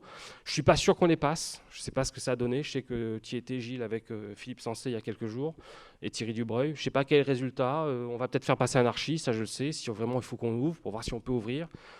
Mais je ne sais pas où on en est, donc on verra, à suivre. Médiathèque, bon, vous l'avez compris, on ne passera pas 1,6 million en 2020, 1,6 million en 4 mois, ce n'était pas réaliste. On va se contenter de 100 000 euros, c'est déjà pas mal, déjà beaucoup. Il s'agira principalement des honoraires, des archis, mais pas que des archis, il y a aussi un certain nombre de bureaux d'études à faire passer. Rénovation des installations sanitaires, bon, c'est un détail, mais enfin là, on a juste posé des robinets pour procéder à un prélèvement contre le légionellose. C'est 4 500 euros quand même, les robinets, mais passons. Et puis notre projet résilience alimentaire, alors là je répète, hein, l'idée c'est de démarrer dans les mois qui viennent, dans les 6 mois qui viennent, une procédure de consultation des habitants pour voir un petit peu ce qu'ils pensent de la thématique résilience alimentaire, qu'est-ce qu'ils pensent d'une éventuelle autonomie alimentaire à l'échelle isonnaise dans les 10-15 ans qui viennent, qu'est-ce qu'ils pensent de l'éventualité de jardins partagés au pluriel dans les mois ou les années qui viennent. Et pour ça, on va avoir recours au service d'un bureau spécialisé sur le sujet. On va en discuter en commission transition écologique. Donc c'est Audrey Gabrun-Africhou qui pilote en quelque sorte ce projet, et elle vous consultera, je crois, à la fin de la séance. Là, vous ferez un petit pour voir en gros quelle est la date qui conviendrait le mieux à tous les élus qui souhaiteraient s'impliquer dans cette commission et voir un petit peu qu'est-ce qu'il en sera éventuellement dans les mois qui viennent. Grosso modo, on a budgété 17 500 euros. C'est à peu près le devis estimatif qu'on a là pour lancer cette première phase. J'insiste, il s'agit d'une première phase. Il y en aura d'autres derrière. Et cette phase, enfin l'idée qu'on poursuit en tout cas, c'est de parler de la résilience alimentaire sur un mode très participatif. Et donc on va réunir les gens, on va les trouver les gens, on va les sonder les gens même, je pense. On va lancer une enquête. Il y aura des ateliers de formation, le cas échéant. On va vraiment essayer de donner de l'appétence aux gens pour la question de la transition écologique. Et on va le faire de la manière la plus transparente possible, la plus participative possible. Voilà grosso modo s'agissant de la résilience alimentaire. Voilà pour les opérations. Y a-t-il des questions grosso modo pour les opérations d'équipement, peut-être du côté de Au Cœur d'Ison? Peut-être des petites questions? Non, pas de questions? Très bien, bon. Écoutez, j'ai fait grosso modo le tour sur le budget. Vous voyez, j'ai fait à peu près les 2 sections. J'ai détaillé recettes, dépenses, tant en fonctionnement qu'en investissement. Si vous n'avez pas de questions les uns ou les autres, n'hésitez vraiment pas à poser des questions. On a encore un petit peu de temps. Je sais qu'il fait très chaud et qu'on est tous très fatigués, mais on a le temps. Oui, Madame Fontaine, je vous en prie.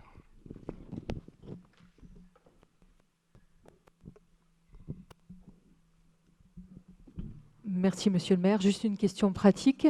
Avez-vous des informations nouvelles par rapport aux yourtes, puisque vous attendiez une réponse des services de l'État?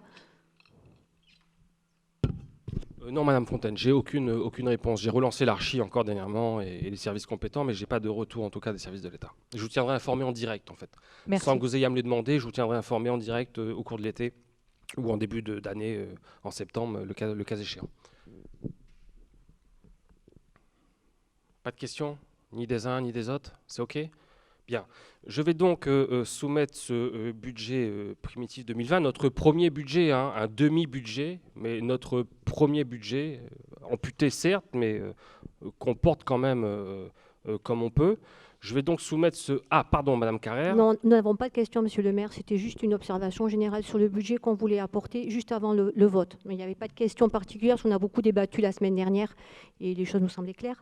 Donc, on voulait juste souligner qu'on est tout à fait conscient que c'est un budget en transition, évidemment, par rapport à l'échéance électorale, mais aussi par rapport à cette période contrainte qui s'impose à nous tous de la Covid. Et nous avons également, sur les 3 premiers mois de l'année, en tout cas, découvert, comme vous, pas mal d'éléments financiers. Donc, on voulait faire cette mise au point et ce point également sur cette appréhension du budget primitif pour 2020. Et donc, par rapport au vote, nous nous abstiendrons. Voilà. Alors, je n'ai pas compris 2 choses. D'abord, la fin, la chute par rapport au vote. La chute, c'est que par rapport au vote, nous nous abstiendrons, tout simplement. Abstention. Voilà. Ah, d'accord, nous abstiendrons. D'accord, très bien. Et alors, j'ai pas compris par rapport aux informations financières que vous découvrez. Non, Est-ce que vous pourriez il y a être plus explicite? quelques informations, éléments financiers à la lecture du budget que nous avons découvert sur ces 3 premiers mois. Nous avions, je pense, le même niveau d'information sur certains éléments, mais on en a déjà débattu la semaine dernière, donc je n'y reviens pas dessus, mais je voulais quand même le souligner. D'accord, vous soulignez en gros que vous aviez pas plus de connaissances. Absolument.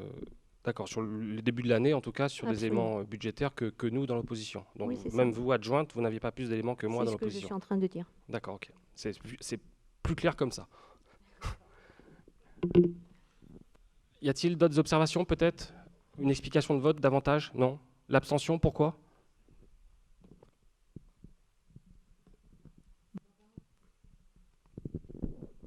Par rapport à certains choix qui ne seraient pas forcément les nôtres. Et puis, tout à l'heure, on s'est également abstenu sur, non pas, on l'a dit, sur le volet, l'effort financier apporté aux associations, mais plutôt sur la répartition. Et ce qu'on me l'a souligné, Marc Boisseau, et c'est 80%, même si M. Boye a expliqué. Et quelques éléments qui pour nous, n'auraient pas forcément fait ces choix-là. Donc, on ne va pas s'opposer du tout, mais on ne va pas non plus voter pour. Voilà, c'est pour ça qu'on s'abstient.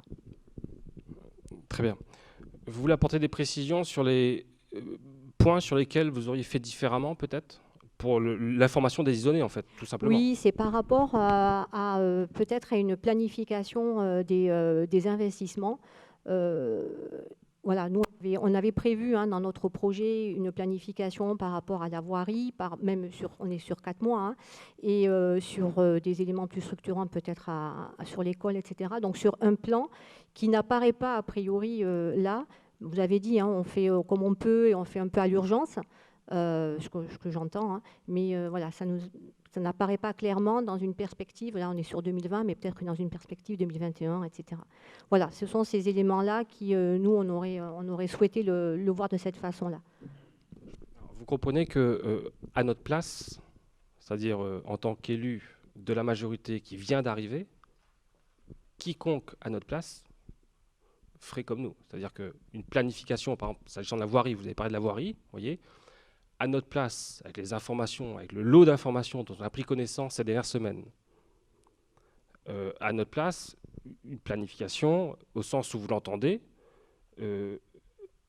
était tout simplement impossible. Vous voyez, ça fait 2 mois qu'on est là. On espère bien, évidemment, planifier les choses pour 2021. C'est ce qu'on dit depuis le départ. C'est-à-dire qu'on arrive, on fait un audit, on découvre, avec beaucoup d'humilité. On marque le coup sur quelques axes, des axes qui sont conformes à nos convictions, qui sont conformes à notre programme. Et modestement, on prépare, avec, on l'espère, plus d'ambition, 2021, avec évidemment une visée à long terme. J'ai réclamé pendant des années des plans pluriannuels d'investissement, je dis bien pluriannuels d'investissement entre 2014 et au moins 2017-2018, avant que le premier plan arrive. Donc je partage parfaitement votre souhait de s'engager sur de la pluriannualité, totalement. Je dis simplement qu'il est illusoire de penser qu'un élu nouvellement élu, à la tête d'une nouvelle majorité depuis 2 mois, pourrait raisonnablement s'inscrire dans de la pluriannualité. Qui plus est, je le rajoute, sans directeur général des services. C'est illusoire. Si de votre côté, en raison de votre expérience, des informations dont vous avez disposé pendant 6 ans, en raison de vos contacts, notamment auprès de l'ancien directeur général des services, si vous, de votre côté, vous avez une programmation pluriannuelle à me proposer, s'agissant de telle ou telle opération, Madame Carrère, et je m'adresse à tout le monde, libre à vous de nous la proposer, et vous avez eu l'occasion de le faire, d'en débattre avec nous, et vous avez eu l'occasion de le faire, et vous avez encore l'occasion de le faire ce soir, à charge pour nous de suivre ou pas votre proposition. Merci. Je passe donc le budget 2020 au vote. Qui est contre? Je le refais, s'il vous plaît. Qui s'abstient? Je vous remercie. J'enchaîne, je poursuis. L'ordre du jour, s'il vous plaît. Autre délibération relative à... Je ne suis pas sûr d'avoir le bon ordre. Relative à l'annulation des créances des familles en forfait de restauration scolaire ou d'accueil périscolaire sur la période d'avril à juin 2020. Alors là, c'est une conséquence directe, de l'épisode sanitaire, de la crise sanitaire que l'on a vécue. Vous savez que l'ancienne majorité a mis en place, alors je ne sais même pas quand ça a été mis en place, à mon avis c'est vieux, a mis en place un système de prépaiement, de préfacturation, de prépaiement. Je préfère dire de prépaiement, c'est-à-dire que les familles en forfait, les familles qui ont des enfants, qui sont à la restauration scolaire, à la cantine ou à la garderie ou que sais-je, enfin tous les services périscoles, ces familles qui optent pour la formule forfait, autrement dit l'immense majorité des familles, ces familles prépayent en quelque sorte leurs prestations avant en quelque sorte de l'avoir consommée. Un système de prépaiement qui, soit dit en passant, comporte certainement des avantages. Je sais que Frédéric Malville s'en fait souvent le défenseur en disant que d'un point de vue financier, en tout cas pour la commune, c'est intéressant, ce qui est certainement vrai, mais pose en même temps parfois certains problèmes, voire plus souvent que parfois. Et là, en l'occurrence, on est pile poil dedans. Pourquoi ? Parce qu'il y a des familles qui, au 1er mars, ont été prélevées, pour faire clair, et évidemment, et que c'est cette année Covid qui nous tombe sur le coin du nez, et bien, ça veut dire que les familles ont été prélevées de prestations que pourtant elles n'ont pas consommées. Et grosso modo, je crois que c'est 10 repas à peu près, si je parle de la restauration scolaire. L'état d'urgence sanitaire, c'est le 15-16, enfin par là, voilà. Et donc, on a 2 semaines en mars, grosso modo, pendant lesquelles les enfants ne sont pas allés à l'école par la force des choses, et où néanmoins les parents, a priori, ont été prélevés. Voilà, ils ont été prélevés en début de mois. D'où, évidemment, le souhait de certains de ces parents, en tout cas, de devoir rembourser la créance qu'ils ont à notre endroit. Nous sommes débiteurs de ces familles à hauteur de 10 repas. Bon. Il aurait été possible, pourquoi pas, individuellement, vous voyez, de rembourser ces familles à hauteur de 10 repas en faisant le décompte, etc., etc. Bon. Le fait est néanmoins qu'à partir du 11 mai, donc du 16 mars au 10 mai, grosso modo, il n'y a rien eu. Mars, avril, mai, il n'y a rien eu. Voilà à peu près. Par contre, à compter du 11 mai, déconfinement progressif, si je puis dire, du 11 mai au 19 juin, l'activité a repris. Alors, il n'y a pas tous les enfants, loin de là, mais enfin, quand même, l'activité a repris. Ça veut dire qu'il y a quand même des parents qui ont déposé leurs enfants. Et puis, à compter du 22 juin, donc 22 juin, 4 juillet, grosso modo, 2 dernières semaines, là, ça a repris à plein pot. On devait être, je n'ai pas les pourcentages en tête, mais bon, on va dire qu'il y avait une immense majorité des enfants qui ont été là. Alors, le choix qu'on a fait, et c'est un choix de la simplicité, c'est plus simple pour les parents, me semble-t-il, c'est surtout plus simple pour nos services, même si ça nous coûte quelque chose, même si ça coûte quelque chose à la commune. Le choix qu'on a fait, grosso modo, c'est d'annuler la créance qu'ils ont à notre endroit. On ne paye pas, on ne rembourse pas les 10 repas. Et, si je puis dire, en contrepartie, nous, on ne facture rien jusqu'au 4 juillet. C'est-à-dire qu'en gros, la famille à qui on a prélevé, je la fais courte, c'est à peu près ça, 10 repas en mars, on va dire 99% des familles s'y retrouvent. Pourquoi ? Parce qu'elles ont en moyenne fait faire à leurs gamins bien plus de 10 repas entre le 11 mai et le 4 juillet. Donc nous, on perd un petit peu, on doit perdre à peu près 5 000 €. Voyez. Par contre, ce qu'on gagne, c'est du traitement des dossiers, parce que les équipes ont commencé à se pencher sur le sujet, et c'était juste infernal de faire le pointage, de tous les pointages, c'était juste extraordinairement complexe. Et donc là, c'est à la fois simple, efficace, et les parents n'y perdent pas, en tout cas, à mon avis, 99,99% des parents n'y perdent pas. Voilà. Donc la proposition, c'est donc de procéder à cette annulation de créances des familles. Tu veux rajouter quelque chose peut-être, Delphine, où j'étais à peu près clair ? Toi, tu as compris. Est-ce que tout le monde a compris à peu près l'idée ? Ouais. Je répète, ça coûte à peu près 5 000 € à la commune. Donc, grosso modo, les familles gagnent plutôt qu'elles y perdent. Après, voilà. Je préfère qu'on perde 5 000 € là et qu'on évite de passer des heures et des heures à faire tous les pointages. Parce qu'après, il y a des manips par rapport au logiciel, etc. C'est juste infernal plutôt que de le faire. Pas de questions ? Très bien. Je passe cette délib au vote. Qui est contre ? Qui s'abstient ? Très bien, je vous remercie. Et j'attaque l'autre délibération. Autre délibération, donc, s'agissant de la vente publique de livres dits désherbés de la bibliothèque. Là, grosso modo, il s'agit d'épurer les collections comme on le fait tous les ans de la bibliothèque, disons. Et donc, on propose d'organiser une vente publique de livres désherbés de la bibliothèque à destination des particuliers. On a retenu 4 dates, les samedis 26 septembre, 3 octobre, 10 et 17 octobre, de 9h à 11h30, donc le matin. Ça aura lieu très probablement à Salle du Séquoia, évidemment si le Covid nous laisse tranquille. Et donc je propose tout simplement que vous m'autorisiez, qu'on procède au désherbage de ces livres. Et le prix de vente de chaque ouvrage sera à 1 €. Comme d'habitude. Voilà, c'est du classique. Je pense que la prochaine fois, je vous demanderai qu'on prenne cette des livres pour les 5 ans qui viennent. Comme ça nous évitera de la passer tous les ans parce que c'est pas forcément très super. Pas de questions, je suppose. Tout le monde est OK. Je passe donc cette délib au vote. Qui est contre? Qui s'abstient? C'est parfait, merci pour cette unanimité. Enfin, dernière délibération à l'ordre du jour qui consiste à m'autoriser à signer une charte de la vie associative avec les associations isonnaises.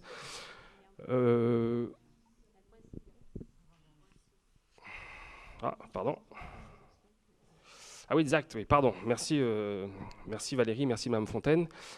Avant-dernière donc délibération, avant la charte de la vie associative, qui consiste à me donner délégation de pouvoir afin de signer les conventions d'encaissement des recettes et les conventions d'encaissement de remboursement et de mise à disposition de personnel avec la CALI. Donc vous savez que la LSH, le centre de loisirs, a été basculé côté CALI et donc il y a au quotidien des conventions, enfin peut-être pas au quotidien, mais enfin régulièrement en tout cas, des conventions à conclure entre la mairie et la CALI. Convention de mise à disposition de personnel, convention d'encaissement de recettes, convention de remboursement de frais, etc., etc. Et donc si à chaque fois, puisque c'est le conseil municipal qui en principe est compétent, si à chaque fois que je dois signer une convention, je dois consulter le conseil municipal, je vais vous convoquer toutes les semaines, toute l'année, et ça va être infernal. Donc je vous propose, avec votre accord évidemment, je vous propose de me déléguer cette possibilité de signer ces conventions. C'est ce qui est fait dans toutes les mairies de France. Il n'y en a pas une qui ne délègue pas au maire, c'est juste pas possible, parce que sinon on s'en sort pas, on devient fou. Je vous propose donc de me déléguer ce pouvoir. Je passe la délibération au vote. Qui est contre cette délégation? Personne. Qui s'abstient? Super, je vous remercie. Enfin, dernière délibération, donc, je vous demande donc de m'autoriser à signer une charte de la vie associative avec les associations isonnaises.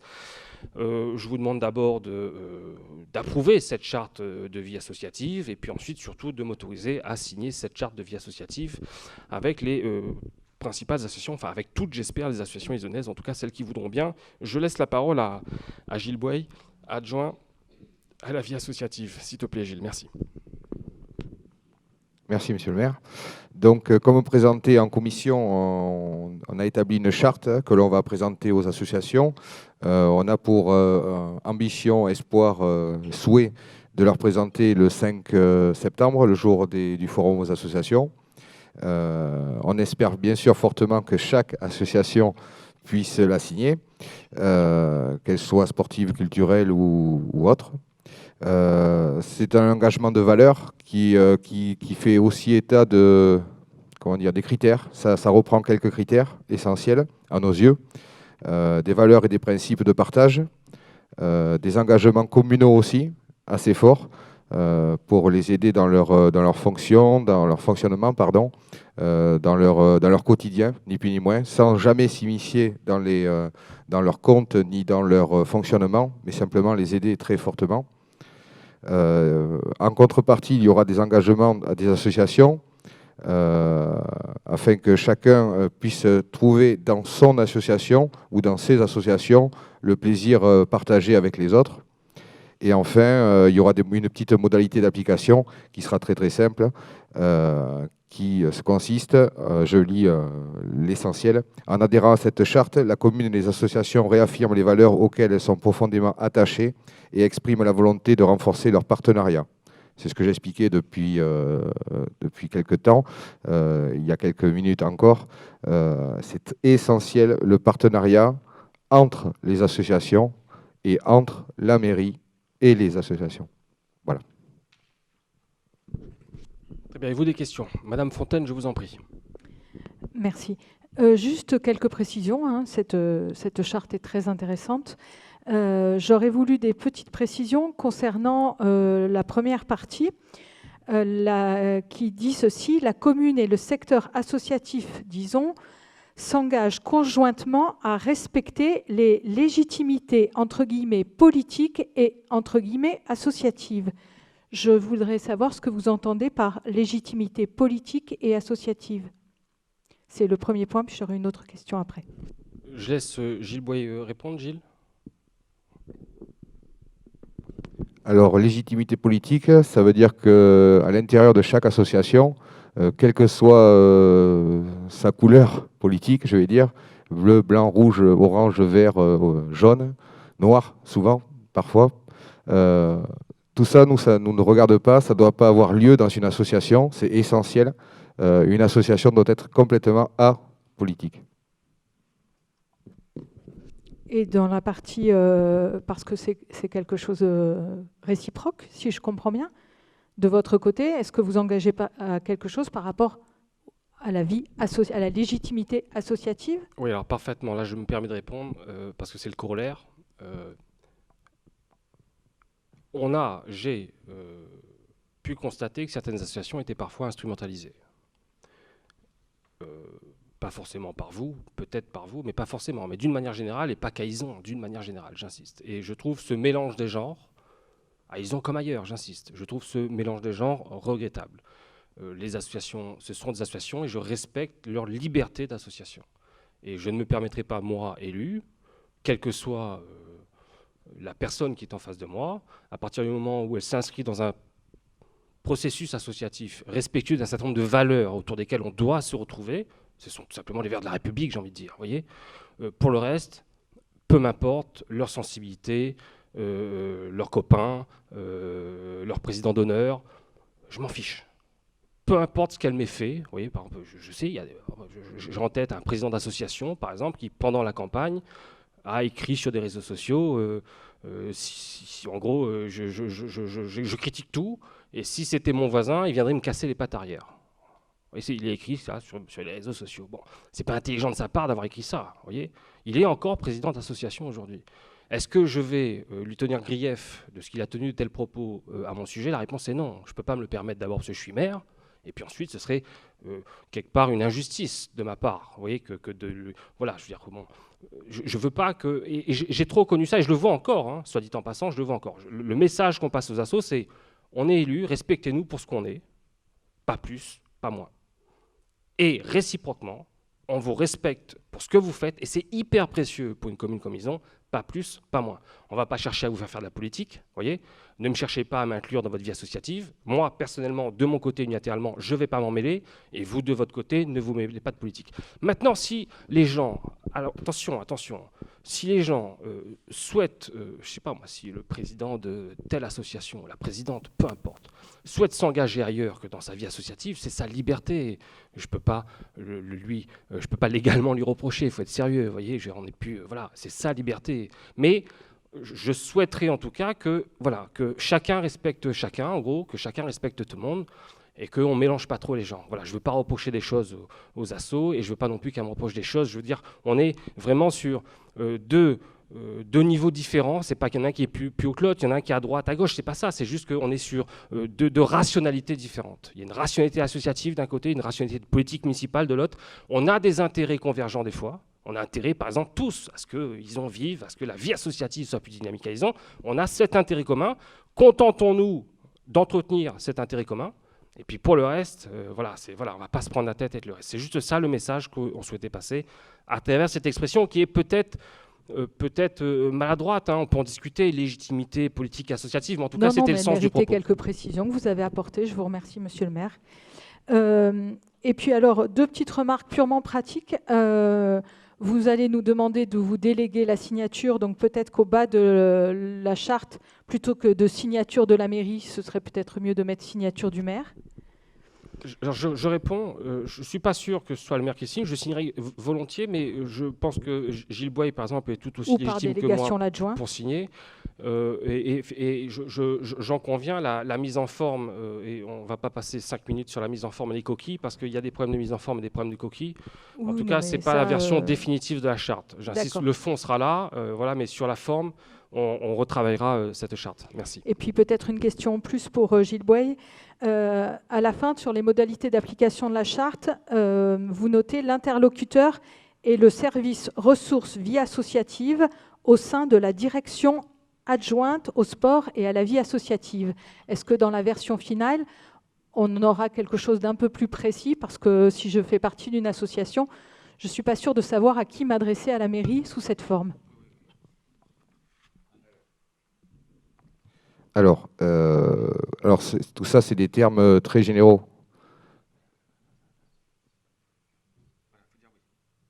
Excusez-moi. Tout ça, ce sont des termes très généraux. L'idée, c'est quoi? C'est que aujourd'hui, les personnes ressources identifiées à la mairie d'Yson, c'est Agnès, forcément, et c'est moi, en tant qu'adjoint au maire, en charge des associations. On travaille en binôme avec Agnès, donc on a demandé aux associations de correspondre exclusivement par mail, et aussi bien sûr en se déplaçant, mais par mail, tout simplement sur le site asso@ison.fr, pour que moi et Agnès, en temps réel, parce que des fois elle est en vacances, des fois je peux être absent aussi et tout ça, on réponde en temps réel aux associations, un oui, un non, un pourquoi, un cas, un mais, en tout cas que le travail soit fait de façon effective et rapide, pour pas qu'il y ait de perte d'informations aussi, comme il y a pu avoir trop lieu, ou de je ne vais pas utiliser ce terme-là, ou de ça m'est égal ce qui se passe, alors que j'ai une délégation importante. D'accord. Et dernier point, que se passe-t-il si une association refuse de signer cette charte? Alors, elle sera grondée très fortement, je pense. Très très fortement, voire fessée, à voir. Mais non, plus sérieusement, déjà on étudiera. Sachez, comme je le répète encore une fois, on les a accueillies toutes en mairie pour leur présenter notre projet, notre ambition et surtout les écouter. On leur a à toutes proposé cette charte. Pas écrite comme ça noir sur blanc, mais on leur a dit il y aura une charte que l'on va vous proposer à la signature. Bien sûr, ça serait intelligent pour une association de signer cette charte, ainsi qu'une convention d'occupation. Ils sont au courant également. Le but, c'est vraiment ça. C'est pas d'obliger les gens, jamais de la vie, c'est surtout pas mon style, et encore moins celui de monsieur le maire. C'est simplement essayer de comprendre, si jamais ils veulent pas signer, pour quelles raisons, et puis pourquoi pas l'adapter plus précisément en les écoutant. J'apporte juste une dernière précision, s'il vous plaît, pour dire que je ne devrais pas être là aussi le dire de manière aussi transparente, mais je vais aller jusqu'au bout de la démarche. Il existe aujourd'hui un certain nombre d'associations à Yson qui occupent des locaux en dehors de toute convention avec la mairie. Aucune. Ni charte, ni convention d'occupation des locaux. Ni Pour l'une, avoir ni participé pendant un certain nombre d'années avec M. S'il vous Massy plaît, Madame Fontaine, s'il vous plaît, à la s'il vous plaît, commission s'il vous plaît. précédente, Je voudrais- je vous l'accorde volontiers. Je vais le dire autant de fois qu'il faut, mais il existe un règlement intérieur. Ce règlement intérieur est fait pour être respecté. Je ne prends jamais la liberté de vous interrompre quand vous parlez. C'est pas la première fois que vous le faites, vous ou d'autres. Je ne vais pas le dire tout le temps, je ne l'ai encore jamais dit. Vous voyez, mais quand je parle, évitez de m'interrompre. Prenez la parole derrière si vous voulez. Vous me demandez la parole, vous l'aurez, mais on évite de s'interrompre. Merci. Donc je disais qu'aujourd'hui, il y a un certain nombre d'associations qui n'ont pas de convention, qui n'ont pas signé de charte. Ces associations, d'un point de vue juridique, qui vaut ce qu'il vaut, d'un point de vue juridique, s'exposent à un redressement de la part de l'URSSAF notamment. Et l'URSSAF, ça lui arrive de cibler des secteurs. Il n'y a pas très longtemps, ils étaient du côté de Crayon, par exemple. Il y a un certain nombre d'associations du côté de Crayon qui ont pris des redressements URSSAF et elles sont toujours ici, là. Elles sont toujours asphyxiées. Donc, même d'un point de vue juridique, en termes d'assurance, en termes de responsabilité, au regard du droit du travail, parfois au regard du droit commercial, même parfois, peu importe. Il faut vraiment qu'on structure un petit peu les partenariats, qu'on structure juridiquement le partenariat qui peut exister entre la commune et les associations. C'est dans l'intérêt de tout le monde. Et pour le reste, je confirme ce qu'a dit Gilles, on ne va pas faire un procès à l'association qui refuserait de la signer. Vous voyez, on va juste lui expliquer que c'est peut-être dangereux juridiquement. Si vraiment ça l'est trop, on lui dira il n'y aura pas de locaux, je suis navré. si elle ne veut pas juste signer la charte, qu'elle veut bien signer une convention d'occupation des locaux, alors il n'y a pas de souci. Mais l'association qui refuse de nous sécuriser juridiquement, indépendamment de ce qu'on pense du fond politique, de notre politique municipale ou de moi-même, ou de ma personne, ou celle de Gilles, indépendamment de ça, il y a quand même des raisons objectives qui devraient conduire tout un chacun à accepter de conclure au moins une convention d'occupation des locaux, voire éventuellement également la charte de la vie associative. Elles ont plusieurs semaines pour se prononcer, les associations. On ne va pas leur mettre la pression, elles ne sont pas obligées de signer. On aurait souhaité qu'un maximum, en tout cas, d'associations acceptent cette charte et les convier à un moment festif. On espère qu'on pourra le faire début septembre, à l'occasion du forum des associations, pour marquer le coup, pour expliquer le sens de notre action, tout en respectant leur liberté, j'y reviens. Celles qui ne veulent pas, s'il y en a qui ne veulent pas, je ne vois pas trop qui là, franchement, et sur quel fondement, mais on ne sait jamais. Libre elle de le refuser, il n'y a aucun problème. Voilà, Madame Fontaine. Vous voulez rajouter quelque chose, peut-être? Très bien. L'ordre du jour est épuisé. Chers collègues. Ah, pardon, Monsieur Vessière, une petite prise de parole, Monsieur Vessière.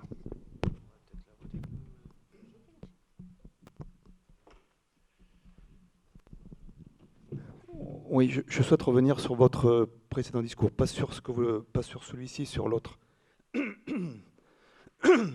Les présidents d'associations, je vois très bien à qui vous faites allusion, pendant la campagne électorale, quand on démarre une campagne, la vie de la ville s'arrête. À la fin de la campagne, on siffle la fin du match. Je pense que les personnes ont compris, il y a eu un résultat, vous avez gagné. Je pense que la personne qui a peut-être fait des erreurs, je l'entends, accepte votre victoire. J'ai un peu de mal à vous écouter quand vous la montrez, quand vous la désignez comme ça, de façon pas très sympathique. Ça, c'était mon premier point. Mon deuxième point, c'est qu'il y a quelques erreurs sur la charte, des erreurs d'orthographe. Donc j'aimerais bien qu'on les corrige. J'en ai au moins vu 2 mois. Et je vais donner mon avis. C'est l'avis que j'ai donné à Gilles, c'est que pardon, André, si tu veux, on va la retaper et je te la donnerai pour correction. Il n'y a aucun souci. Voilà. Et moi, je serai plus sévère que vous. La charte, à mon avis, elle est obligatoire. La charte, elle est obligatoire. On appartient à une commune qui prête des bâtiments, qui prête tout un tas de locaux. La moindre des choses, c'est que les présidents la signent. Alors, les coquilles, j'en ai parlé tout à l'heure. On peut les relever si vous voulez, mais ce n'est pas très intéressant, elles seront corrigées. Désigner quelqu'un, non, j'ai désigné personne et je ne me permettrai pas de le faire. Pendant la campagne, la vie de la commune s'arrête, c'est faux. Du reste, on a rencontré pendant la campagne des bureaux d'associations, dont très probablement la personne dont vous parlez, je crois, pendant la campagne. Donc la vie s'est pas arrêtée, il n'y a eu aucun problème, l'accueil était... vraiment, il n'y a eu aucune espèce de problème. Mais vraiment, j'insiste, vraiment aucun espèce de problème. Et si vous et moi, on songe à la même personne, j'ai encore reçu cette personne après, et il n'y a toujours aucune espèce de problème. Je veux dire, là, franchement,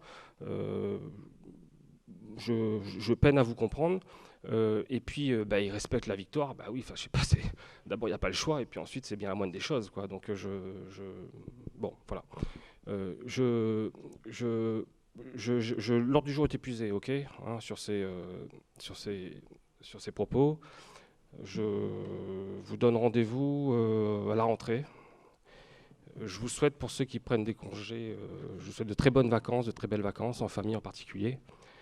Je répète qu'un document très important va circuler. Il faut absolument le signer, s'il vous plaît, pour toutes les personnes qui étaient présentes. Et ceux qui ont un pouvoir également doivent signer à la place de la personne qui représente. D'accord ? Donc ceux qui ont un pouvoir doivent signer 2 fois. Le feuillet circule, là. Il circule. Ah pardon, je ne l'ai pas passé au vote. Autant pour moi. Il me semblait que je l'avais passé au vote. Autant pour moi. Il faut me le rappeler. Ça vous a échappé aussi. Je le passe au vote, la charte, autant pour moi, s'il vous plaît. Le document circule, je passe au vote la charte qui est contre la charte de vie associative, qui s'abstient.